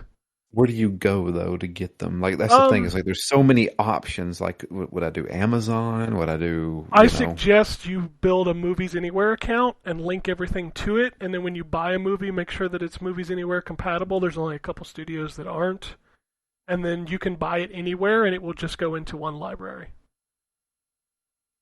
So I can watch most of my movies. I try to buy on iTunes just because I have an Apple TV, so that makes it simpler. But I always check to make sure that it's Movies Anywhere compatible if I buy it somewhere else. That way it goes into my collection. Who owns Movies Anywhere? That is Disney, I think. Okay. So, but like I said, there's only 2 or 3 studios that you will care about that don't do Movies Anywhere. Unfortunately, one of them is New Line. Really? So, my Saw movies were not Movies Anywhere. Which kind of sucks. That's all right. Those movies aren't any good anyway. Don't start with me, son. There's a new one coming out. You're just jealous of its success. I think the Paramount movies weren't either, because I used that Movies Anywhere thing too, and I got Mission Impossibles didn't transfer over to something. I think you're right. The 2 new Ninja Turtle movies didn't as well. I think those are New Line, right? Yeah, New Line was Ninja Turtles. Yeah, so like those didn't transfer because I used to use Vudu. Vudu was like my big, where most of my movies are. Before I moved to iTunes, but now whenever I buy something on like the Xbox Store or Amazon, or like whoever's got it on sale the cheapest, I always check to see if it's movies in it. Like all the services will tell you if it is. So Okay. Or you could just buy it through Movies Anywhere, and then it's obviously on Movies Anywhere. So, Yeah. Atari. So it has its own storefront and everything too. Yeah. Like you can literally download an app on any service, and you can just buy movies there, and then you can watch them literally anywhere, any service. Just link your accounts. Atari has announced the acquisition of more than a dozen M-Network Atari 2600 titles and related trademarks, including games such as Armor Ambus, Astro Blast, Frogs and Flies, Star Strike, and some more. EA has confirmed that Super Mega Baseball 4 will launch on June 2nd for Xbox One, Series, PlayStation 4, 5, Switch, and PC. I like the Super Mega Baseball games. Yeah, those are fun. I hope that EA doesn't break this one. Like, it's now EA, they bought that company. Yep. So, we'll see. Yeah, I agree with you. All right, it'll be on Game Pass, have they said? No, probably not. It'll be on EA Play on PC, I'd assume. But not Game Pass until, what is it? What does EA Play, like 6 months or something? Something like that. Yeah, something like that. I bet Jedi Survivor is a year. What do you want to bet? You get all those bugs worked out. Well, that thing's selling, so they're not going to put it up there for free yet. I can never tell how to pronounce this series. Scoutfold Usurper is launching June 23rd for Xbox, PlayStation, Switch. It's already out on PC. Times and Galaxy is launching in 2024 on Steam. Convergence, a League of Legends story, launches May 23rd for Xbox, PlayStation, Switch, and PC. They're finally getting all those League of Legends games out, huh? Yep. Still waiting on the fighter. I was going to say, I want to play the fighting game.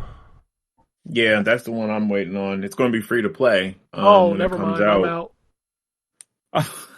Okay, Killer Instinct was free to play too. Yeah, but you could buy it, and that's what. Well, I'm sure they'll probably have a avenue for you to be able to buy it. I don't know. Don't count them out just because it's free to play. I hate free to play. Free to play is just not fun. I don't know. It's just not for me. Minute Fair enough. Fun Racer is out on Switch. Sunshine Shuffle coming on May 24th to Nintendo Switch and PC. The Tartarus Key launches May 31st for Xbox, PlayStation, Switch, and PC. Pokemon trading card game online will shut down on June 5th, 2023. Pokemon trading card game live launches 3 days later on June 8th. So, well, they're just moving stuff over. I guess it's a new version of it or something. Okay. Yes, it's a totally. Actually, that's funny that you said it launches. It's already out, the Pokemon Live, but you can convert your account. It's just a different setup. So instead of like the old look of the collectible card game, it's a new visual layout for it. Like there's more effects and stuff. It's just put it in line with like the Magic game that came out and Hearthstone, stuff like that. But it's still the same game. Yeah, Magic Arena. Because how many Magic games have there been? And then they finally said, this is going to be the final one. Yeah, right? Yeah. F123 launches June 16th for Xbox, PlayStation, PC. This was interesting. Double Dragon Gaiden Rise of the Dragons is launching this summer for everything. Yeah. I'm always that looks neat. New Double Dragon. It's a roguelite. Oh, God damn it. Really? I didn't know that. It has roguelite elements. Never mind. Damn it. I'm out. Planet of Lana launches May 23rd for Xbox and PC, also on Game Pass Day 1. Don't Nod's next game, Harmony, The Fall, or Reverie, release date June 8th on Switch and PC, and June 22nd on Xbox and PlayStation. Another one of those Telltale kind of games. Yeah, probably. Apple Arcade added 20 new games with 4 new originals, including What the Car, Disney Speedstruck, Cityscape Sim Builder, and a new TMNT game. I need to go check that out. It's called Splintered Fate. Downloaded it. It looks good. I saw some gameplay. I haven't downloaded, but yeah, I need to check it out too. That's the phone game? No. Apple Arcade you can play on your Apple TV as well with a controller. Oh, okay. Gotcha. Yep, which is nice. Yeah, I played that Fox racing game. That's not bad. Like it's pretty fun.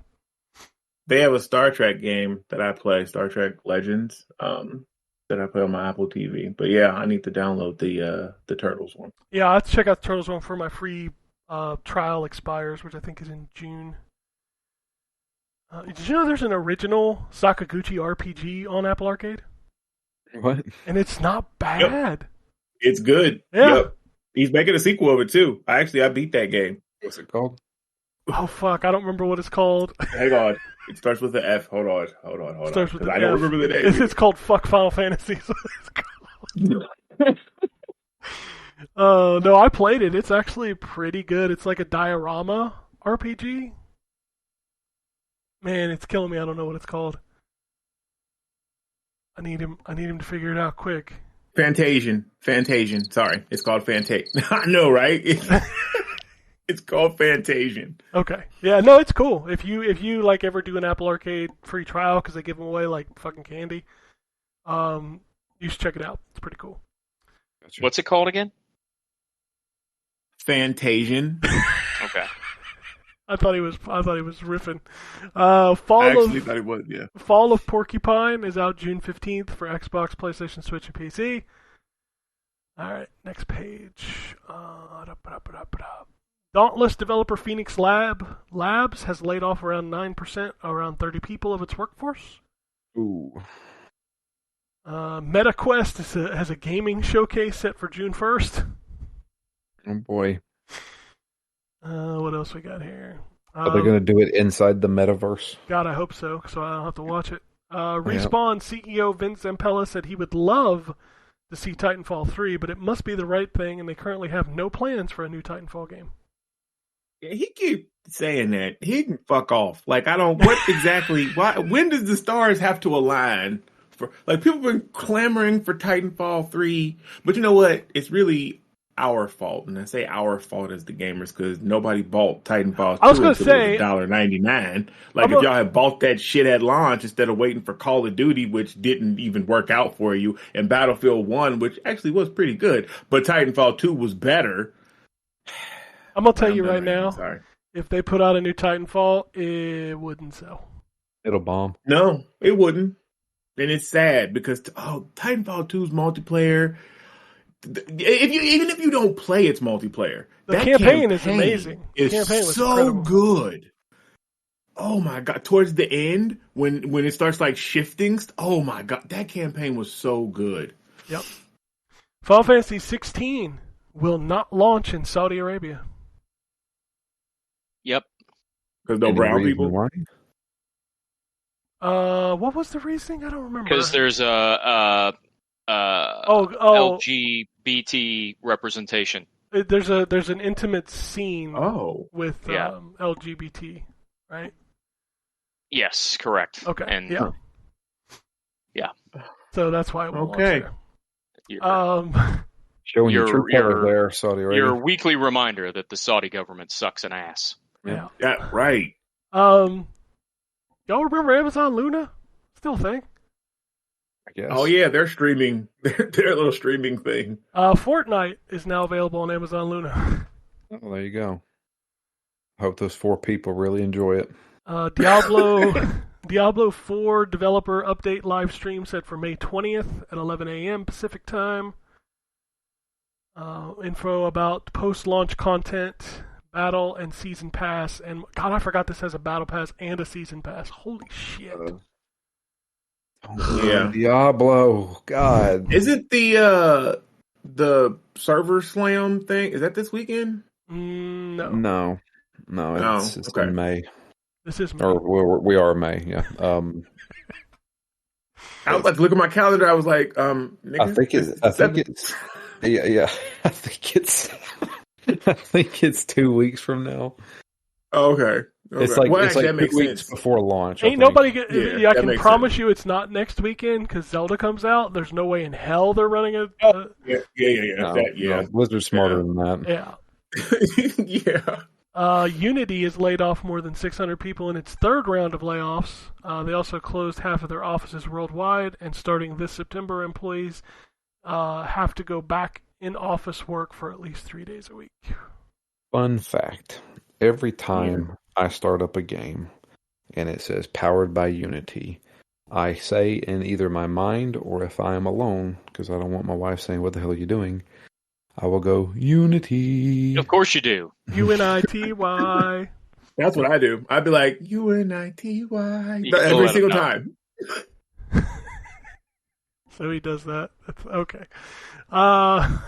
Capcom's president, I'm going to butcher this, Haruhiro Tsujimoto, said in an interview with Famitsu that the target for Street Fighter VI is 10 million copies.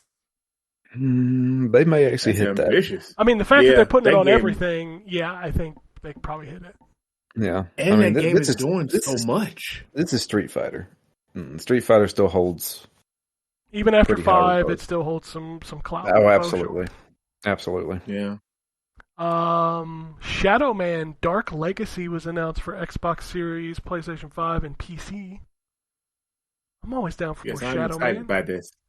Yep. So is this the third game in the series? Yes, third game.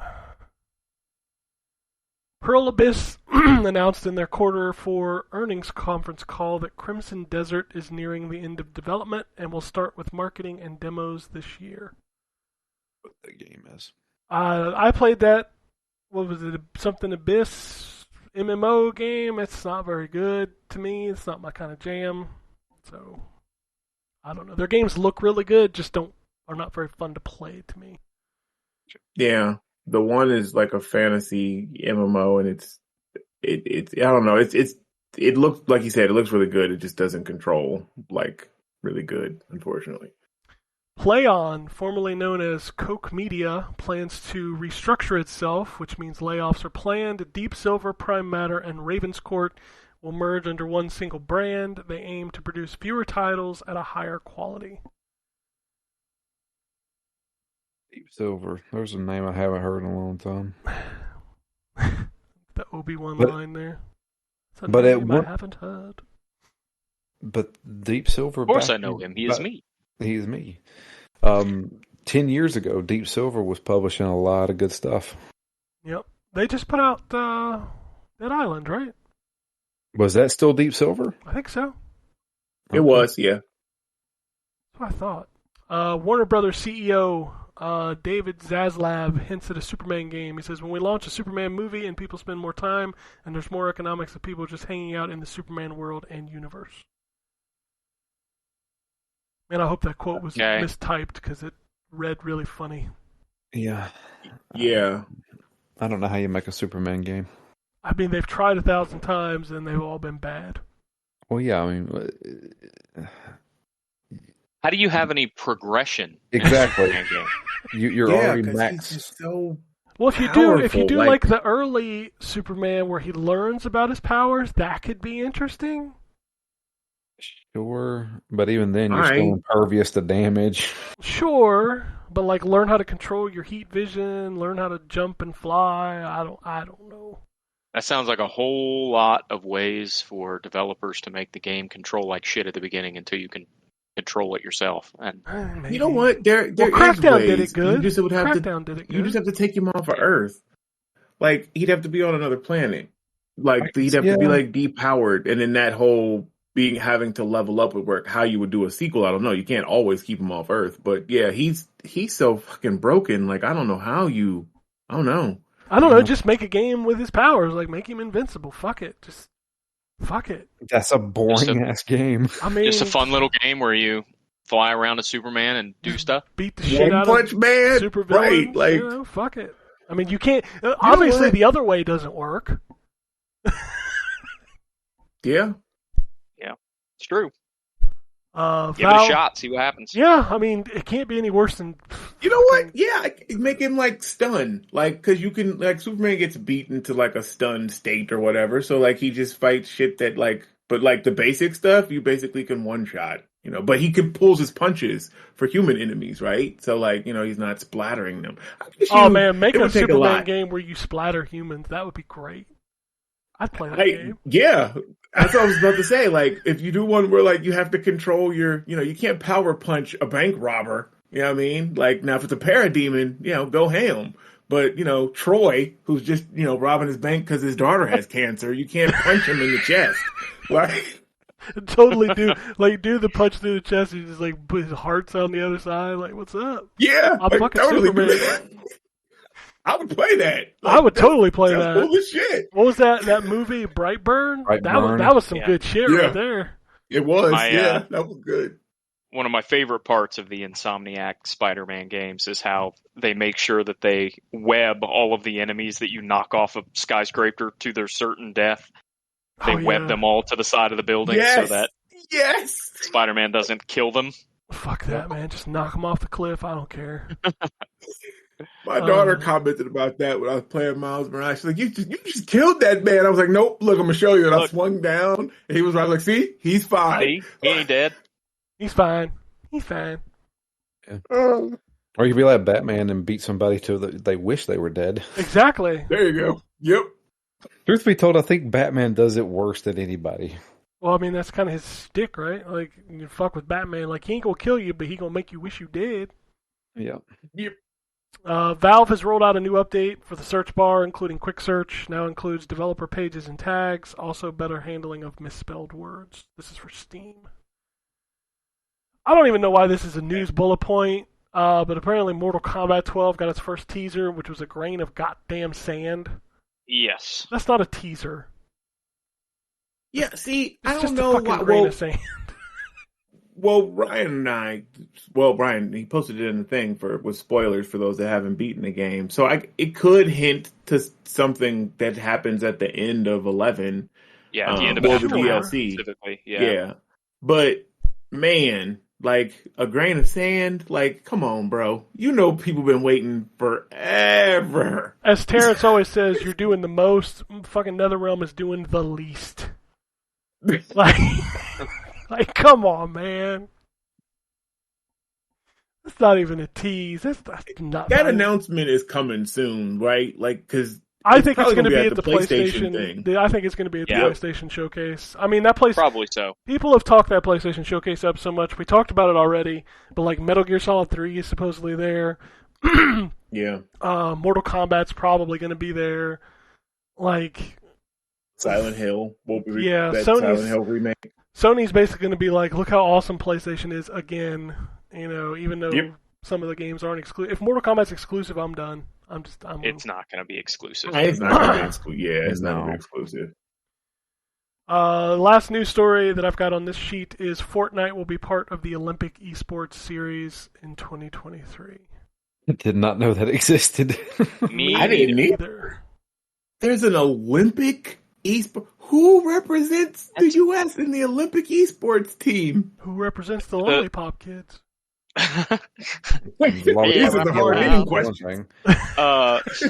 The biggest problem that esports faces, I think, is that even people like us that are as plugged into gaming as we are don't know anything about it. Did you see the note from Activision this week that they're having trouble with their esports? And think about what their esports are: Call of Duty and Overwatch League. Yeah. Like if you can't make it work with those two games, esports maybe ain't kind of a big deal. Just gonna say that. Yeah. All right. And So Ryan, to answer your question real quick, we are also in our 30s and 40s. No, it's true. Yeah. You're right.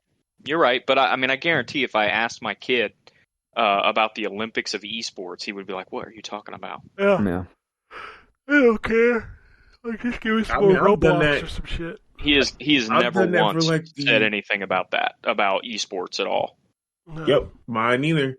Like at the Video Game Awards when G-Hoff presents those esports stuff, like I asked my son, I'm like, Brennan, who you know these niggas? He like, I don't even the what? No. I'm like, okay, yeah. Like it's so like, funny. I don't know who's watching this. It's always funny when they do those awards because they're like, here is Pepper Spray 420, and here is Like what? Who is this? I mean, to be fair, that's the content creators too. Like, who the fuck are you? It is. Same thing. I saw a very cringe video one time. I don't even know the name. He's a professional esports player. I don't know what. But he walked into a GameStop and he had like a film crew with him. And he kind of just stood there and was like, "Hey, it's me." And like these poor like minimum wage workers are looking at him like, "Who are you? Why are you here?" Like, I don't give a fuck who you are. Get your camera out of my store. Yeah. Motherfucker, I make $7 an hour. Get out of here. Get out of here. I gotta categorize like 400 games here. Please leave me alone. I got a gut fucking 30 copies of some shit ass game. Get out of my store. Yeah. Sony has confirmed that Pixel Opus, the creators of Concrete Genie, have been shut down. Yep. That sucks. Just because Concrete Genie didn't do well? I don't know. It was funny because, like, and I know we talk about this a lot. If this had been Microsoft, it would have been like a huge news story. But like, when this announcement came out, like all these PlayStation guys on Twitter, like, were like, "Well, they ain't made anything in like 6 years. Fuck them." I'm like, God damn. Yeah, people have no concept of Jesus what goes into game development. My guess is also that Sony's kind of got a thing right now. You're either going to be making, the Oscar bait games, or you're going to be making their live service games. And if you're not making one of those two things, they kind of don't want you right now. That's just the harsh reality of it.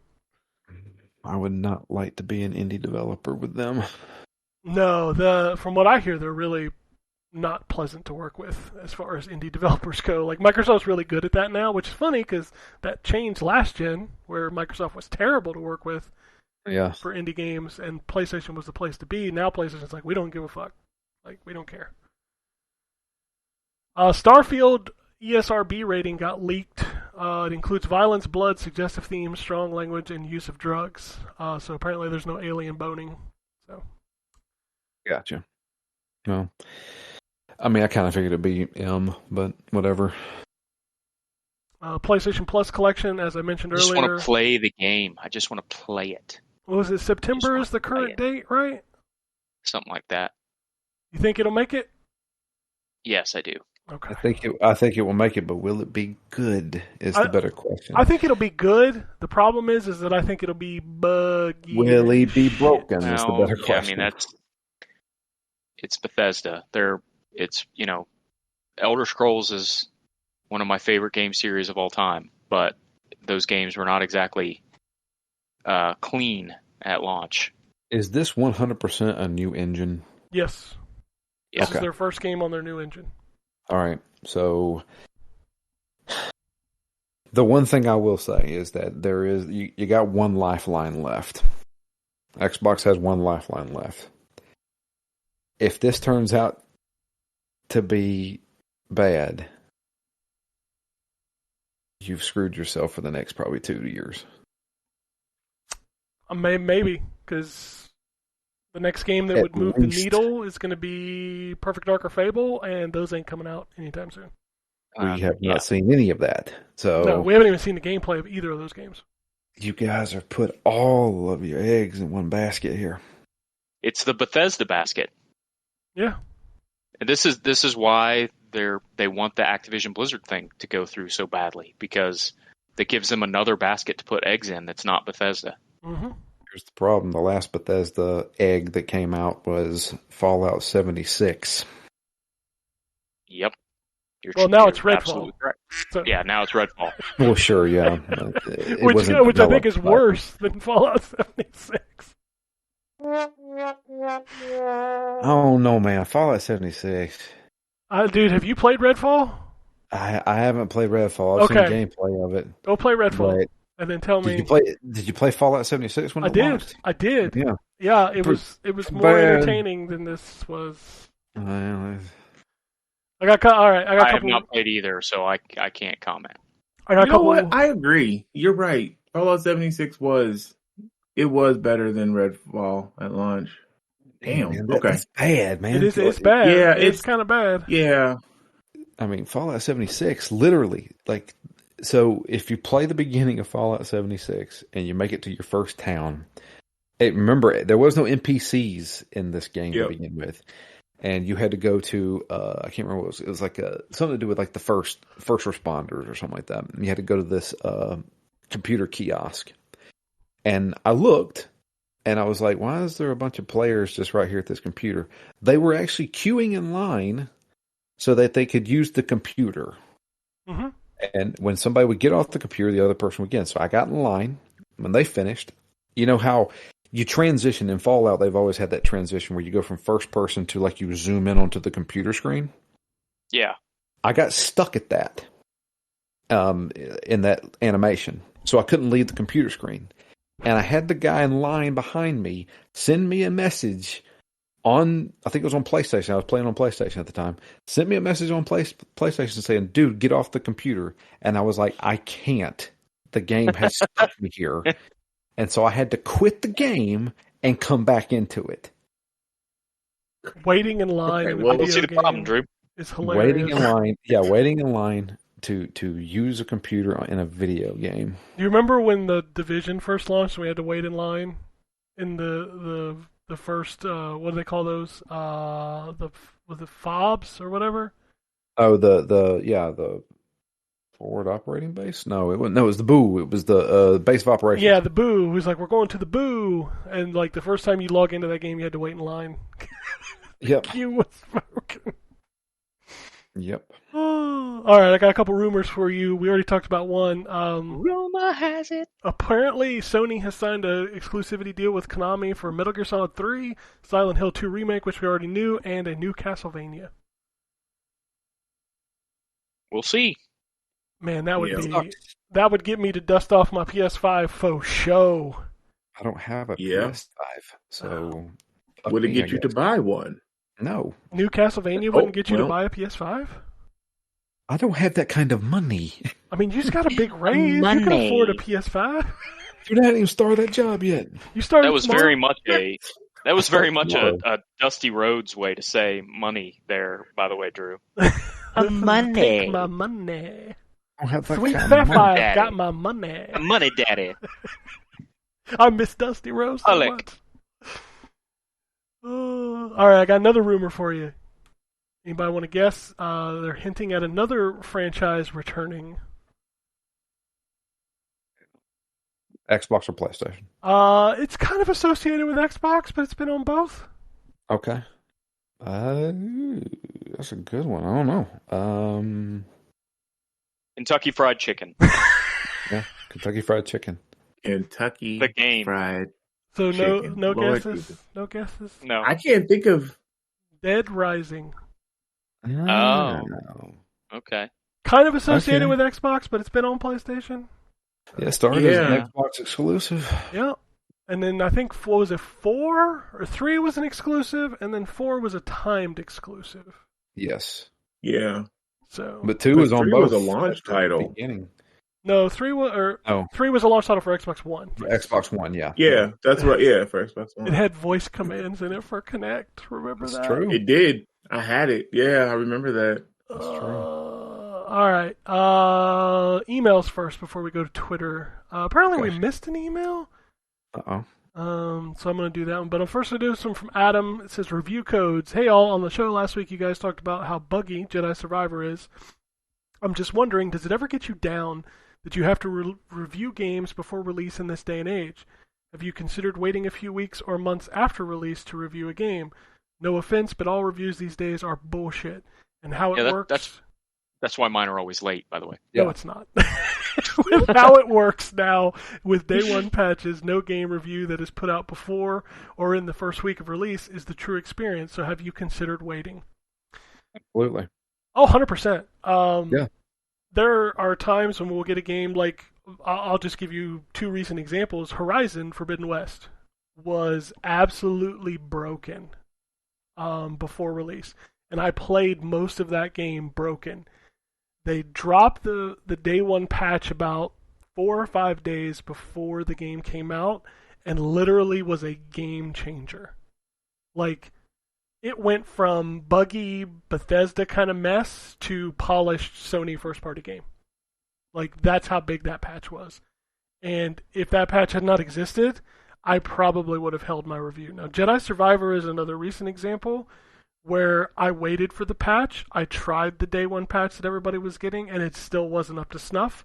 So I wrote my review based on that, and people didn't say anything to me, but I was certainly one of the lower reviews for that game. Yeah.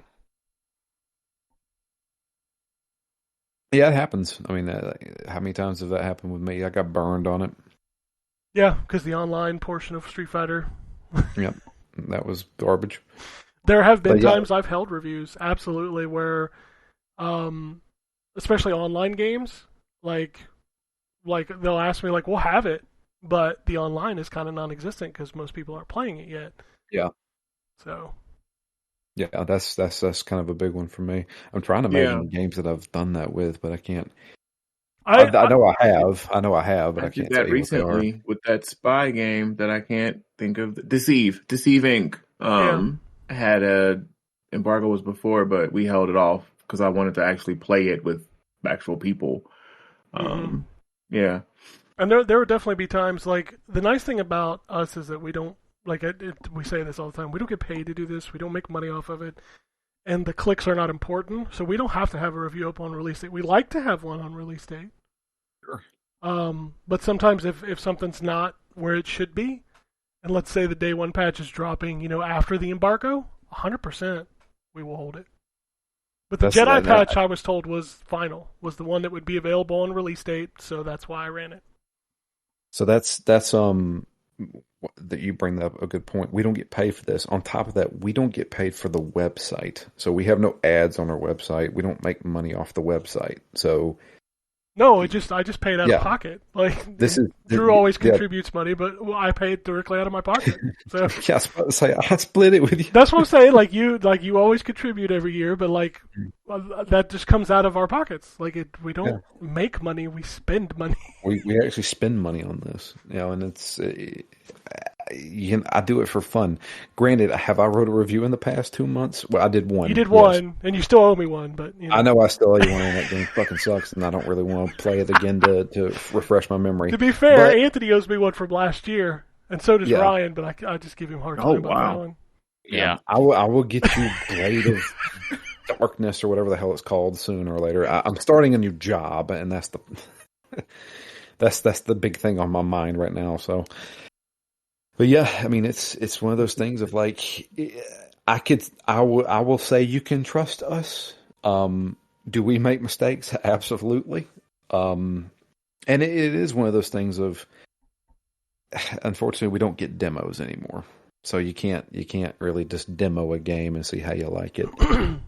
So yeah, you kind of depend on reviews, and you're right. Most reviews are bullshit, especially with people who get paid to do it, because they are still trying not to piss off people to get, blacklisted. I mean, if you get blacklisted, you can just make a racist tweet. That's true too. Oh yeah, there you go. Yeah, hey, how topical. Oh shit. Yeah.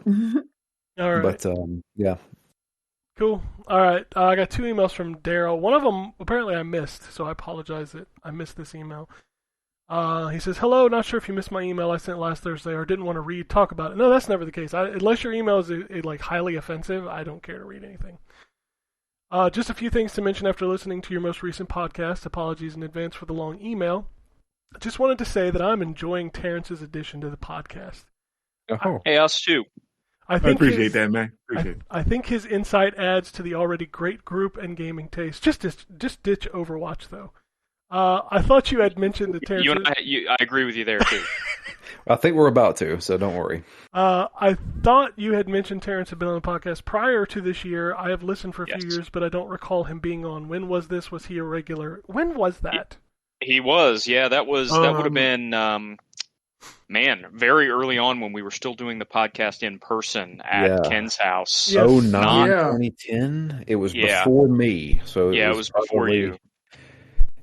I joined in 2010, so it had been like 09, 08. I think it would have been 09. It would. So here's what I can tell you definitively. It was in the episode 80 to 100 range. because 100 Terrence was on, and that's the episode that was lost to time. It should be lost to time. Yeah. Forever. Right. So, so definitely it was in that sort of episode 80 to 100 time frame. Now I don't remember when he started on the show with us, but obviously we've known Terrence longer than we've been doing the show. So we old is basically what we're saying. Yes, that too. Yeah. How did you guys meet each other? I don't know the story.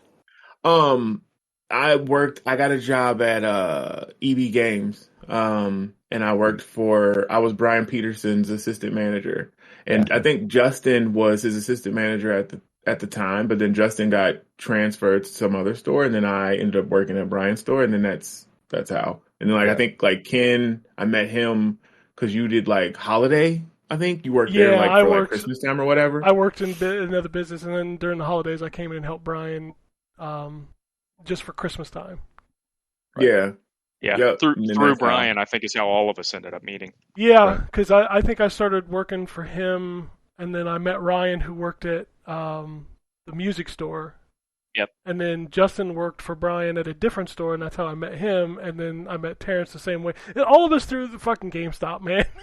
Yeah, and I met Brian actually before I started working at the mall. I met Brian because he worked at Walden Software, and he and I used to talk wrestling all the time when he worked at Walden Software. Yep, it's crazy. Nice. Brian Peterson is the link to all, and I don't he's ever chat with him he's the anymore. Link to all of this. So for those of you who don't know the name, he was on the show for a while too as Boogeyman, and also the guy who did our N4G podcast theme song. Yep, both of them. So if you've been listening to the show for a while and you sort of bop along to the theme song at the beginning, the old theme song. Yeah, it's not there no more. It's all gone. Then that's Brian. That's how most of us know each other. Yeah, the only person that was not part of that was Jason, and I met Jason in high school. That's how long I've known him. And then he would kind of come and hang out at GameStop when I worked there, and that's how he met all of you. So. Yep. Yeah. That's kind of how I met most of my friends. So Alan, which if you go back and listen to my old stuff from when we did our vidcast, Rage Quit Radio on Twitch, those still exist. I met my roommate Alan because he worked at GameStop. He worked at GameStop. I didn't know him, and we went to college together. And me and a buddy of mine, we were in class. And my buddy was sitting next to him, and he's like, "Hey, isn't that guy that works at GameStop?" And I turned and looked at him. I was like, "Nah, that's not him." And then he just chimed in, "Yeah, I work at GameStop." And then we just hung out ever since. And nice. then I moved in with him, so I lived with him for a while. And then we started a little vidcast back in the early days of Justin TV, back whenever it was still Justin TV. You can go back and watch those vids. You can see our horrible house that we lived in and all the Mountain Dews we drank. But and then I started with a podcast back in 2007 that does not exist anymore. You cannot find those episodes anymore. And I started listening to N4G when I first got my security job. That's right. And became a fan, started talking to him on Twitter, wrote into emails with him sometimes, and then I started showing Ken my reviews. And somehow I brought you on to write reviews. That was a mistake, right? And then, I know, right? And Ken was like, "Hey, you want to write reviews for me?" And I said, "Sure." And so I joined the show in 2010, and now it's 2023. I still think my favorite thing is when I think it was when I guested on your podcast and you fell asleep. Yeah, I fell asleep. So we recorded way late, 9:00 at night, because we had somebody that was out in California. So okay. And so and we'd have a 2-hour podcast. It'd be damn 11:00 at night. I gotta get up at 5 a.m. and I would finally just fall asleep. I still think that's hilarious. And you could hear me snoring. You could hear me snoring, and then finally Zach would just hang up on me. It's hilarious. All right, this email's long, so let's keep going. Also, just curious, how old were you all, or how old are you all, and when did you get into gaming? What what were your entry points and favorite early games? I personally am 54 and have been gaming since the Atari 2600 came out. Pretty much had all consoles until now, and currently still game on 360, Series X, PS4, PS5, Switch, and Steam Deck, even a Playdate and an Evercade. I had a SNES, but sold it to get a PB486 PC in 1994. Great times. I know what that is, which shows my age right there. Pretty much loved the arcades in the 80s and the Genesis, but really loved OC gaming in the 90s and early 2000s. Doom 2, Diablo, XCOM, Descent, Max Payne, Deus Ex were the best. Still game all the time. I freely discuss gaming at work and have no shame. Being an over-the-hill guy, showing my love for the hobby. You all will be there soon. I'm sure there are many over 50 gamers out there. I mean, we all grew up with the birth and growth of the industry, so that gaming demographic are all getting older. Yeah. Yeah. Dan, you want to go first? Sure. The first game that I played, my sister had an Atari 2600 and Pitfall. And that's when I was told my parents, I'm like, I've got to have this. So they took me to Hills for my birthday. Hills, if y'all around here, you know that classic place. We walked in, and there was this brand new shiny thing called the Nintendo Entertainment System. And my parents said, if that's what you want, that's what you can get. So I bought that, and Spy Hunter and The Legend of Zelda were my first two games. I grew up in the arcade in the early 90s, Mortal Kombat. I was an arcade rat. And yes, I did the whole PC thing, Doom 2, all that stuff was great. I'm 43, will be 44 this year. Yeah, I can go next since I'm the next oldest, I think. So I'm 41. I'll be 42 in August. I started gaming on the 2600.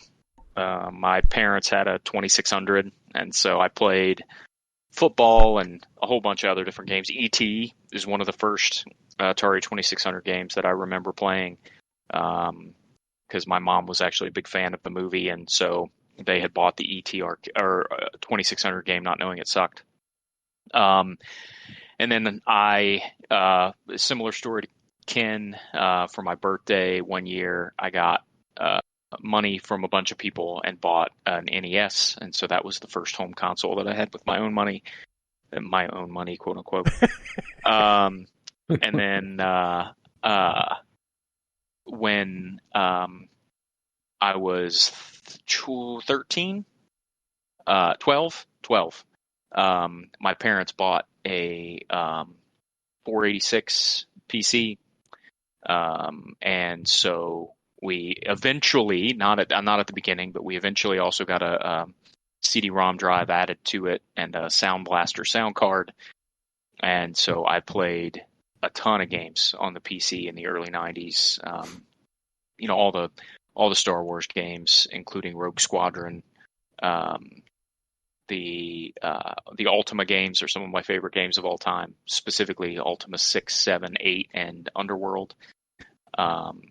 And then obviously Super Nintendo is my favorite console of all time. So all of the Super Nintendo games that I could get my hands on in the early 90s, I was all about. Man, my Super Nintendo I got for my 12th birthday at Showbiz Pizza. And just to date myself a little bit here, I was wearing overalls with one strap down. Oh yeah. Oh snap! Wow. Yeah, 'cause my dad bought a video camera that year, one of those big ass VHS video cameras, and for the longest time there was a VHS floating around of me wearing that outfit, holding up the Super Nintendo Super Set that came with Super Mario World. You need to find that stuff and digitize it, man. No, you do not. The Christmas I got the Super NES. We got the Super NES, Super Mario World, Mario Paint, F-Zero, and Street Fighter 2. Damn, that was better than mine. Mine was Super Mario World, and the only other cartridge I got was Final Fight. Nice, Final Fight's great. Oh, absolutely. It was a great time to be playing, but that's the only two games I got with it. I think I got it launch year because my birthday's in November, so I got it when I was 12. The November, so it was 91. Yeah. Yeah, I don't think we got ours until 92. God, we're old. Yeah. Yeah. I can't remember all that stuff. Like y'all, I was sitting over here and I'm like, damn, they got like they doing a biopic. Like this man said he remember he was wearing Too much at the weed, birthday party. Terrence. Too much weed, Terrence. I don't remember. I don't know if it's that or whatever. I don't remember all of that. But I do. The first game I played was at a babysitter's house. It was on Atari. It was Frogger actually, and I was like, oh man, this is great. And I told my mama about it, and she was like, oh, okay, well, we'll see. And I guess she told my grandfather, and he came and was like, listen, if you get on the honor roll, I'll buy you whatever you want. And so I busted my ass that year at school, and I got on the honor roll, and I was like, I want a Nintendo.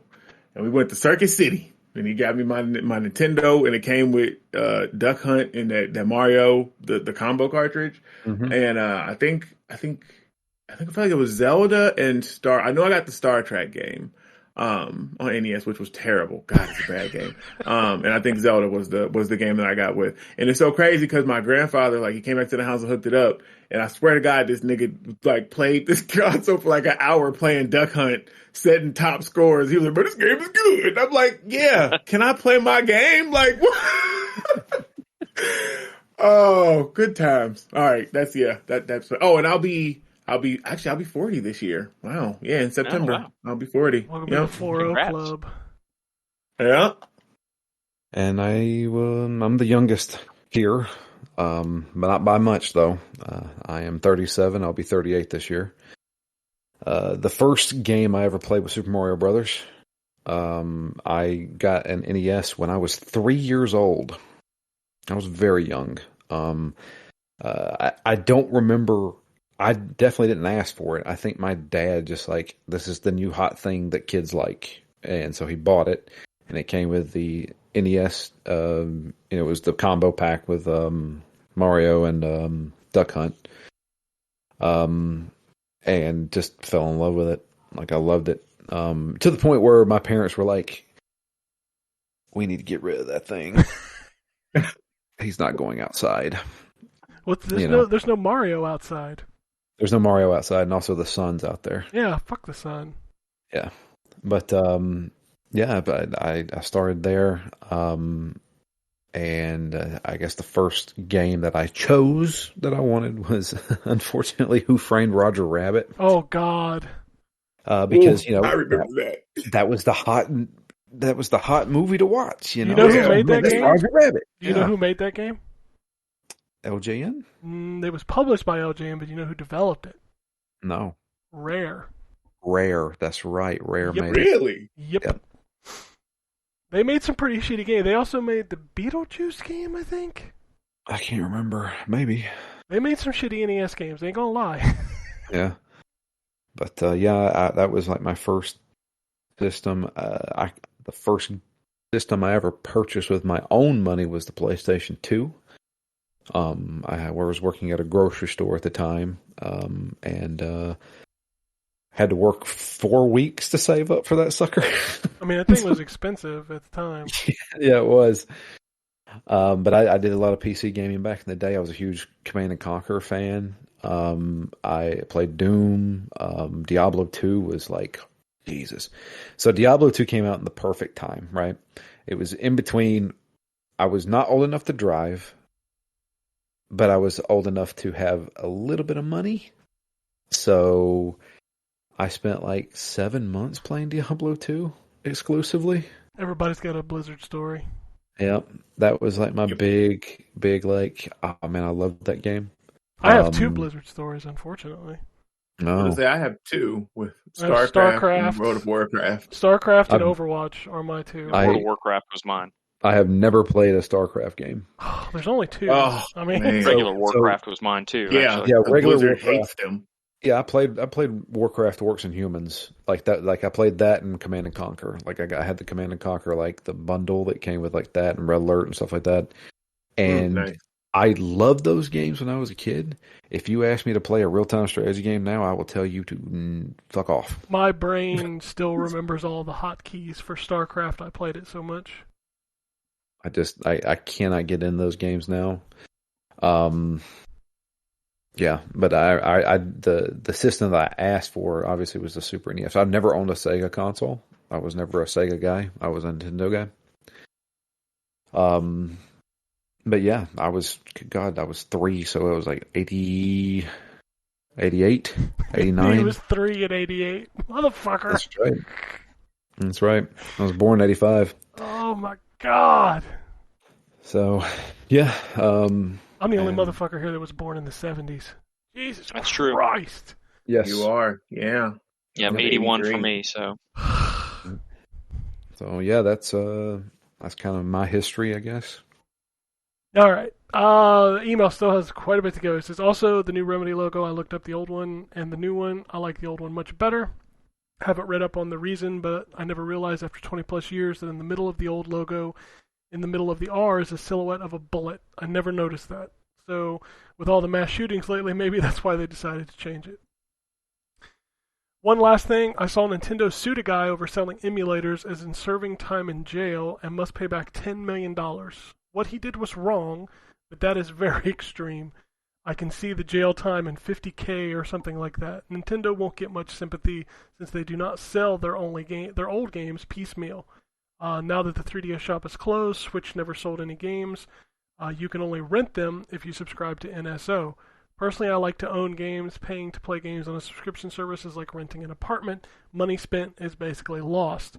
Better to own a house, better to own games. The money spent on NSO could be spent buying the games, but they are not available. Hence the proliferation of emulators. Even then, there are thousands of NES, Game Boy, SNES, N64 that are basically unplayable unless you buy an old console. Find the games, many overpriced and expensive, and play on those consoles. If Nintendo wants to reduce emulators or pirating, make all games available to buy and play. I would buy many of them. It's free money for Nintendo. Much more than what they make with NSO. At least have the ability to buy them. So that leads me to my question. We know Game Pass releases some new games with a 4-day early access window like Horizon 5, which you can pay extra for and includes extra cars and other stuff. But how long will it be before a service, PP or GP, puts a new first-party game on the service exclusively, maybe for 6 months, and then you can buy it digitally or physically? I'm surprised that hasn't happened yet, probably because no games have really come out, but I bet by the end of the year, Game Pass will do this with at least one game. What would be the reaction? I know what it would be. Streaming services do that. Many you can't watch without a subscription and even cannot buy anywhere separately. What do you think? Yeah, I mean, I don't know. I think gaming is different than those other services, so I don't know that they will end up putting it on a service exclusively and not letting you buy it digitally. I think they would take those dollars. Yeah. I would say so as well. Did you say physically? No, digitally. Sorry. Okay, I did, I'm sorry. I didn't mean to. No, I was just curious because there's several examples of that recently. Oh, yeah, that's definitely already Ghostwire happening. Tokyo doesn't have a physical version on Xbox, if you can believe that. Hi-Fi Rush doesn't. Nope. Yeah, that's a good question. I just don't see it being viable. I mean, you're losing out money. You know, like there was a time where, you know, if a game released digitally only, I'd be like, what? But now, like, I buy all my games digitally, so maybe we are moving that way. I don't know. I don't know. I think in my old age, I've gotten to the point where like everybody's worried about, you know, being able to play these games going forward, and I totally understand that anxiety. But to me, it's like I forget half of the games I own at this point, and it's maybe because I own too many games to be worried about one or two games that I can't play. I don't know. And then I look at like emulation as an example, and literally any game anybody mentions that I want to pop in and play for 20 minutes, I can kind of do that with 99% of games that have come out in the past 30 years. Right. So, I don't know. It doesn't concern me like losing games to time. And I'm glad there are people out there that make that dedication to preserve that stuff. But like 20 of the games that came out on Game Pass last year, I'll probably never even think about again. Did you see The Completionist, where he yes Where he did all the 3DS stuff? Yeah. Yeah. He bought everything on the 3DS and Wii U shop, and it took him forever to do. And then he turned it all over to like the Game Preservation Society or whatever. The history of music. Yeah, like that stuff is awesome. Like that stuff is absolutely incredible, and I respect people that do that. But I'm gonna be honest with you, like I can stare at a list of 600 GBA games, and I might play 2 of them. Yeah, I mean, I get it. Yeah, but still, I mean, it's one of those things of, when you bought something, you want to be able to say, hey, I got it, even if I never do it. Sure. I used to be that way. I used to have tons of shelves of movies and games and stuff, and then I just one day realized, I'm like, God damn, this is taking up a lot of space. So I digitized all of my movies. I spent the time to either rip them to my hard drive or Vudu has a thing where you can scan the barcode and transfer it to digital for like $2. So I did that with a bunch of movies. And then I haven't bought physical games since the PS4, Xbox One era. So I say that, but then I own a couple of physical games because I found them really cheap. Sure. That's the problem. There's always the cheap physical games, but I don't even look at them anymore. My PS5 doesn't even have a disc drive. No. So even if there was a disc that I wanted, I couldn't buy it. But that's the decision I've made. I've made to go 100% digital. Like, I don't buy physical movies. I don't buy physical music. I don't buy physical games. Nothing. I couldn't tell you the last time I purchased it. I can't tell you the last time I purchased music. I buy new albums. I don't buy music. I buy new albums if I'm not, like, most of the time I keep a subscription to Apple Music. So I can listen to stuff when it comes out, but like the last album I bought was the Foo Fighters' new album. I bought it digitally off Amazon. That's the last one I bought. We had this discussion before. I know my last one. It was Oasis. It's a good album. I'm sure, but like, how long ago was that? Dig Out Your Soul was 2008 was the last time I purchased music. Jesus Christ. Mine was at least 2021, I think, was when that last Foo album came out. 2021 or 2022, I don't remember. My thing is I can easily load up YouTube and listen to whatever hell I want to. Oh, absolutely. And like I said, I keep a lot of songs on my phone if I want to listen to music, but I'm going to be honest with you, music's not a big part of me anymore. Like, there's 4 or 5 bands that if they put out a new album, I will listen to it. Yeah. But most of the bands I grew up listening to don't put out new albums anymore. So. Yeah. A lot of them are dead. Yeah, sadly. Kind of sucks. Or they really suck. Like, or there's always that. Too. Well, I was thinking more like along the lines of Lost Prophets. You find out they're really shitty people. Well, the lead singer was. Yeah. Oh, shit. All right. Email again from Daryl. This is a new email. He says, "Hello all. Thank God for Game Pass. I would not have paid $70 for Redfall. It's an okay game, but far from great. The early reveal made it look like a hero shooter like Overwatch, but seemed to pivot to a single-player focused game, much like Agents of Mayhem seems to do. The game was also okay, but seemed to be a game that shifted direction halfway through. Did the team that made Deathloop make this? If so, no. Yeah, this is the Prey people, right? It's the Austin studio. I don't remember if Prey is what they made last time. I thought Austin did Deathloop.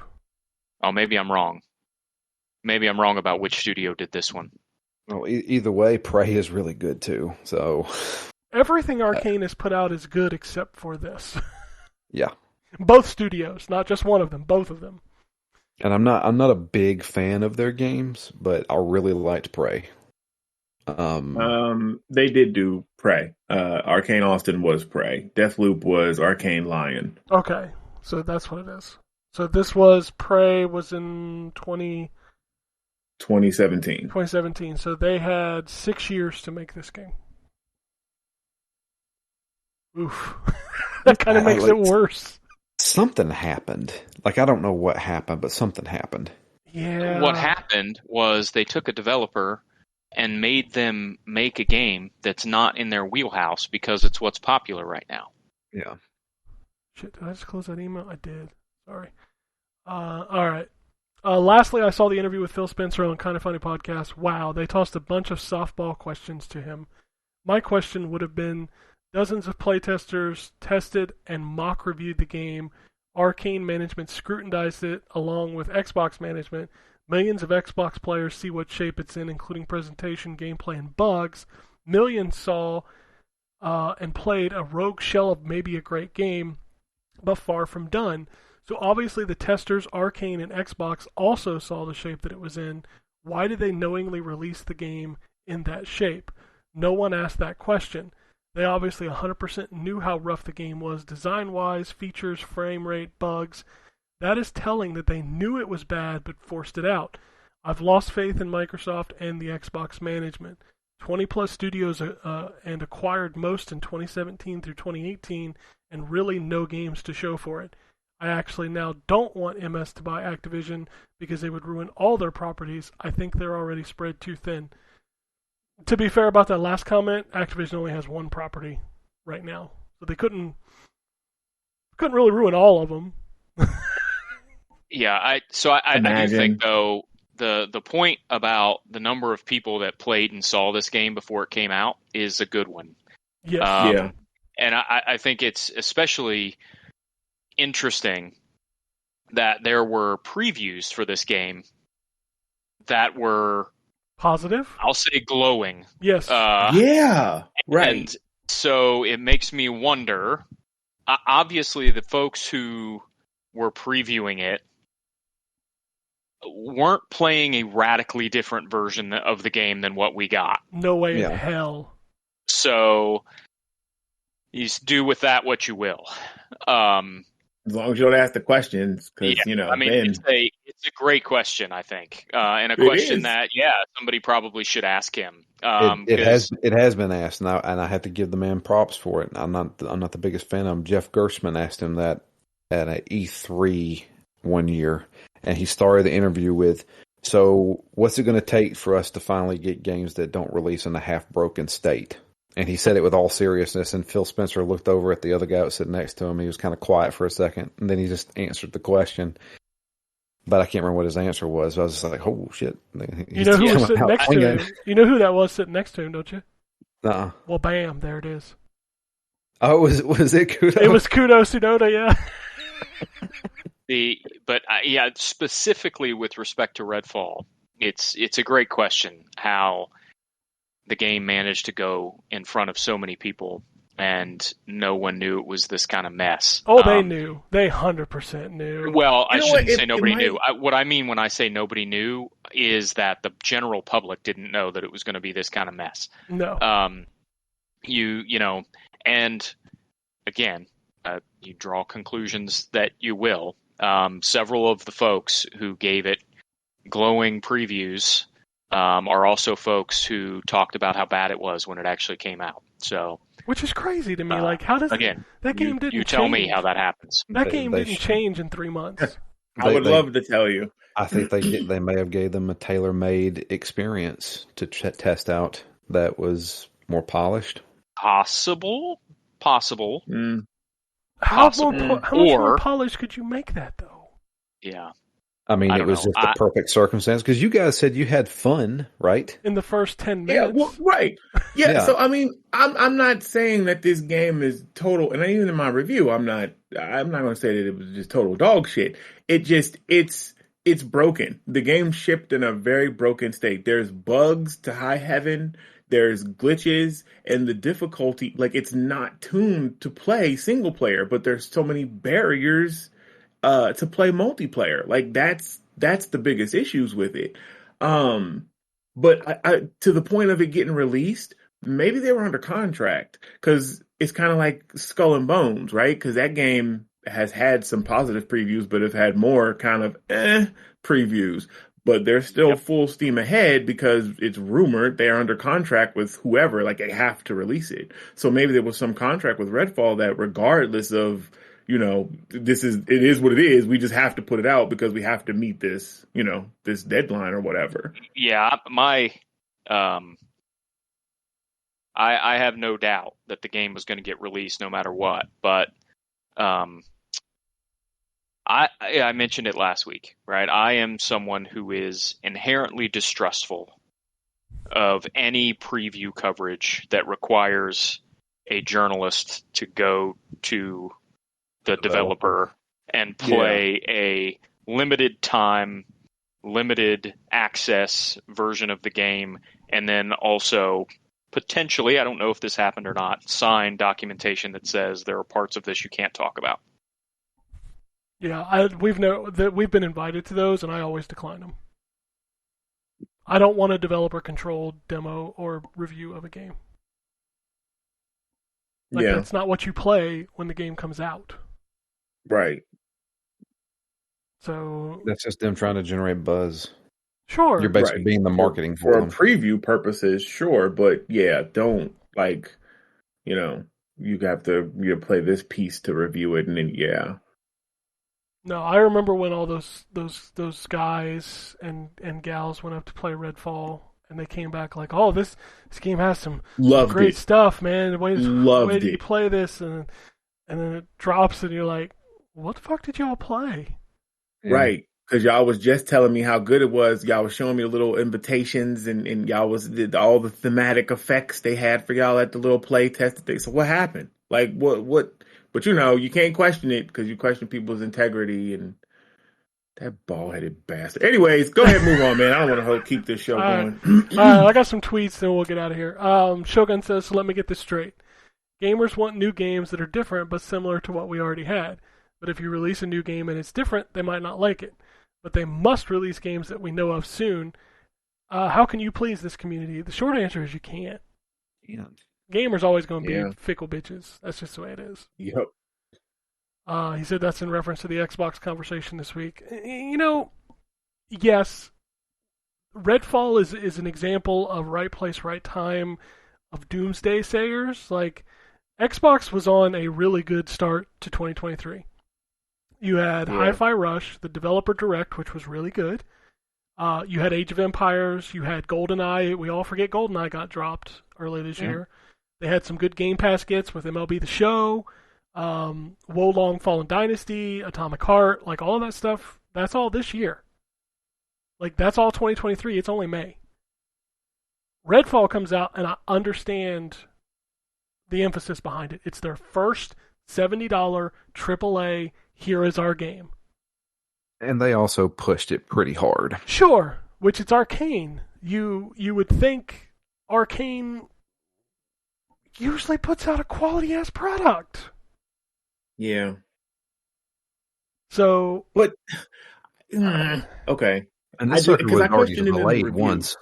Yes, Redfall was delayed. Yes. Right. Like, I questioned it in the review. Like, just all of the marketing, like, just screams that the game is supposed to be one thing, but then you play it and you're like, well, wait, is it? Like, it does a lot of stuff, but it does all of that stuff half-assedly. The looter shooter bit, the hero shooter bit, the open world bit, like, it's all kind of half-assed put together. Like, I think it's like Ryan or one of y'all just said, they were just trying to jump on a bandwagon, and they forced this studio to throw something together that was hot, or what people was popular. Suicide Squad all over again. You were chasing the dragon, and the dragon done died. Yep. Yeah. Suicide Squad. I forgot about that because ain't that next year? Yeah, now? They delayed it to next year now. He does continue. He says, I did the difficult deed of playing Redfall. It's not a 4 out of 10. It's not exciting, but it's not the worst game I've ever played. I bought Superman 64 over Super Smash Brothers. I'm sorry. Luckily, when I went to GameStop to trade it in, somebody was trading in Smash, and we swapped for the same credit. You dodged a bullet there, my friend. What's the worst game you've played? And I hope you guys can talk about the Fire Phil conversation. Redfall should have been delayed, and Halo was disappointing, but we can't sit here and act like Xbox isn't changing the industry and doing it their own way after failing for years. We asked for this. I know what my worst game I've ever played is. What's the worst game you ever played? We'll start there. That should be pretty easy. Perfect Weapon. All right. Perfect Weapon is garbage. I got you beat. It's bad. It is bad. I got you beat because none of y'all have played this game and you don't understand. You don't understand. This game was made by a developer called Funky Chicken. Oh. Okay. Aquaman for the GameCube, published by TDK Interactive. I played that game. That game is terrible. Don't say nobody played that game. I played that game. Well, then I did not Somebody play that game. That's the one where we had the hook, right? Yes, it's the Atlantis Aquaman. Yeah. Man. Yeah, it's bad. I've never played that game, but man, go back and play Perfect Weapon, boss. Oh, I have. It's pretty bad. I ain't gonna lie. Drake and the 99 Dragons, or of the 99. I can't remember the name of it. That game is Drake better. Yeah, that game is better than Perfect Weapon and Aquaman. Trust me. But Drake of the 99 Dragons is pretty bad. Dude, we did a whole series of podcasts based on bad games, and Matt kept mentioning Perfect Weapon, which I'd never heard of. Go back and play Perfect Weapon. It's bad. Garbage. It's garbage. I couldn't beat the first level. It's just it plays like garbage. I'm gonna say, I don't know. It's really hard for me, but BMX XXX was really bad. Oh god, that game was so bad. Yeah, that game was really bad. Oh. Ride the Hell. I'm sure that I played some. Yeah. I'm sure that I played some really bad PC games over the years, but Mortal Kombat Advanced. Well, yeah, I mean, if we're going down the Mortal Kombat path, there's a couple bad Mortal Kombat games, including Mortal Kombat Special Forces. Yeah, but you need to play Mortal Kombat Advanced. It is it's so bad. Believe it. So bad. A game that's bad, but I don't know what I'm thinking when I'm saying it. Alone in the Dark. I still like that because I haven't revisited it. I'm going to leave it that way. You have not revisited it, but we did it for Phoenix Down, and I have never been more infuriated in my life when I was playing that game. I will never play it again. Do not play it again. Nope. Because it will tarnish everything you've ever known about that game. I'm keeping my happy thoughts about when I played that game back in 2006. I'm going to keep them there. If anybody wants to hear my thoughts and hear me rage on a podcast, go back and listen to Phoenix Down and when we did Alone in the Dark. Not the new Nightmare, which we just recently did. The 2006 Alone in the Dark. Oh, man. Holy crap, that game. Oh, my God. Fucking stones. Fucking stones! I don't have your stones, and fuck you anyway. To circle back around on the fire Phil conversation, anybody calling for Phil to be fired, I think is dumb. I don't know that you get a better person in charge of that right now because he's not. My thing is, even if you fire him, then what? Yeah, you still only have Starfield coming out. I don't know, man. I can't. It's not like he's developing the games. No, but I mean, there are things you can point to, like bad management of studios, which is obviously a problem. And I don't know if it's because they're too hands off. Maybe that's what it is. Because they bought Compulsion Games how long ago? And Compulsion Games hasn't even made a peep. What are they working on? Don't know. What have they worked on? The last game they put out was We Happy Few. Oh. Probably because they released We Happy Few. I mean, but that was a long time ago. Yeah. You know, you can make excuses for Double Fine. Double Fine put out Psychonauts 2. That's a fantastic fucking video game. Yep. Yeah. What, 2 years now? Yeah, that's only been 2. It's like right at 2 years that game came out. Yeah. And that's perfectly fine that you haven't heard anything from Double Fine. You know, not hearing anything from Ninja Theory. Like, yeah, they're making Hellblade 2. Where? What is it? I don't know. Like, they do too much offhand. Like, they don't... I don't know. Maybe they need a new person in charge of those studios, because I think Phil's above that. Like, I think that's the Matt Booty job, right? Like he handles. Yeah, I think he's the one that's in charge of the studio. Yeah, if you want to call for I somebody's think you can say who's ever doing it is doing a booty job right now. So. Yeah, I think if you want to go for somebody's job, that's who you go for, because that's the dude that should be in the quality control. Like Phil's like the I'm making the deal stuff, you know. Like he's the up above person. If you want to go after somebody, go after Booty. Clipping that. Go ahead, clip it. I'm all for the clips. Oh, I'm going to. Go for Booty. After the booty. Might as well go for a booty. No, that's all I got. That's a lot, man. It was a crazy week in video games. Yeah. I don't know what this week will bring, but we're getting into that. It's time for the showcases. I think everybody steers clear this week. I don't think you do any news this week because I don't know if you know, but maybe one of the biggest games of the year is dropping on Friday. Say so, yeah. So I don't think you touch news this week. Like, and if you do, it's not going to be big news. No, Microsoft will drop a controller though, so you can probably count on that. Yeah, maybe they'll drop a Zelda-inspired controller. Yeah, they might actually do that. So you can play Zelda on your PC with this new Xbox controller. Yeah, they might do that because they got to fulfill their controller quota, which is just ridiculous. I'm so sick of hearing about controllers from Microsoft. Like, the issue is I actually need a new controller because my Series X controller, the right analog stick drifts upward. So, Drew, you have plenty of options of colors, my friend. Plenty of options. Yeah. Cool. And if you were cool enough, influencer and you grew your community properly, you could get a controller sent to you. Well, shit.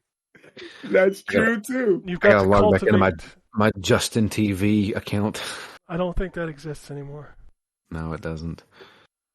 But you got to cultivate your community so you can get pink and blue and yellow horseshoes and clovers and moons controllers. The Lucky Charms reference. I got that. Yep. Magically delicious. Indeed they are. But that's it for the show this week. Drew, when is Phoenix Down coming back? Because I didn't know you weren't doing a show this week. Yeah, so I think I may have confused Matt. So I don't know. I don't think it's going to be this week. I think it will be next week because we're going to be doing Finding Paradise, and I'm going to do it on the Switch while I'm in my hotel room getting ready for training with my new job. I thought you were going to say training with jiu-jitsu for a minute, and I was like, training with jiu-jitsu, yeah. I know jiu-jitsu. Show me. Okay. But anyway. Whoa. So probably next week, maybe? Yeah, probably next week, next Friday. So not this coming Friday, but next Friday. It's all right. I got a backlog of reviews sitting on my desktop that I need to get posted anyway because I'm a terrible person that didn't schedule anything for Friday because that's what happens when you're unemployed. Well, the good thing is we don't have any deadlines to hit. No, I don't have any deadlines to hit, but like I feel like I should put stuff up, and I guess I would if I... Like, when you don't have to go to work, your schedule gets thrown off, man. It's messing with my brain. I wish I didn't have to go to work. I mean, it's nice, but at the same time, the uncertainty is not fun. So, yeah, that's true. But I got time. I'll get there. But if you want to follow us on Twitter, it's at ZTGD Podcast. You can shoot us an email, podcast@ztgd.com. I love these emails. Thank you, Daryl, for sending in those and resending that email, because I swear to God, yes. I don't know where it went. Yeah, the emails. I like the tweets and the emails, but the emails are nice because it allows us to get a little bit longer form on the discussion. Yep. Yeah. And then we could talk about our old man conversations of shopping at Hills, which is a store that hasn't existed in 2 decades. Yes. 3. Oh, shit. If you follow all of us on Twitter, Drew is at DML Fury, Terrence is at Lord Magnus, Ryan is at Wombat RP, I am at ZTGD. I don't even know. Twitter's a crazy place right now. Yeah, I don't know how much longer I'm going to be on Twitter, but for now, you can find me. Yeah, it's... If y'all out there arguing about video games, like boxes, shut the fuck up and get fucking log off Twitter, please. Y'all are weird, man. I don't understand. It's so much time on Twitter, you're not actually playing the box that you're championing. No, but you're not even talking about the box that you champion. Yeah, that's true too. You're talking about the other box which you don't even own or don't care about. Stop. But they do care about it, obviously. I mean, Phil Spencer lives rent-free in so many motherfuckers' heads. It is so does Jim Ryan. I'm going to be real honest with you. Yes. Like, you know who doesn't live in anybody's head is Doug Bowser. Yeah. Nobody ever talks about Doug Pretty Bowser. much the only time he ever comes up is when people were like, oh, his name's Bowser. Yeah. That's like, exactly. Like, let it go, y'all. Let it go. It's fine. It's not that important. But anyway, we're going to get out of here. So peace, bitches. Alrighty. And it goes something like this.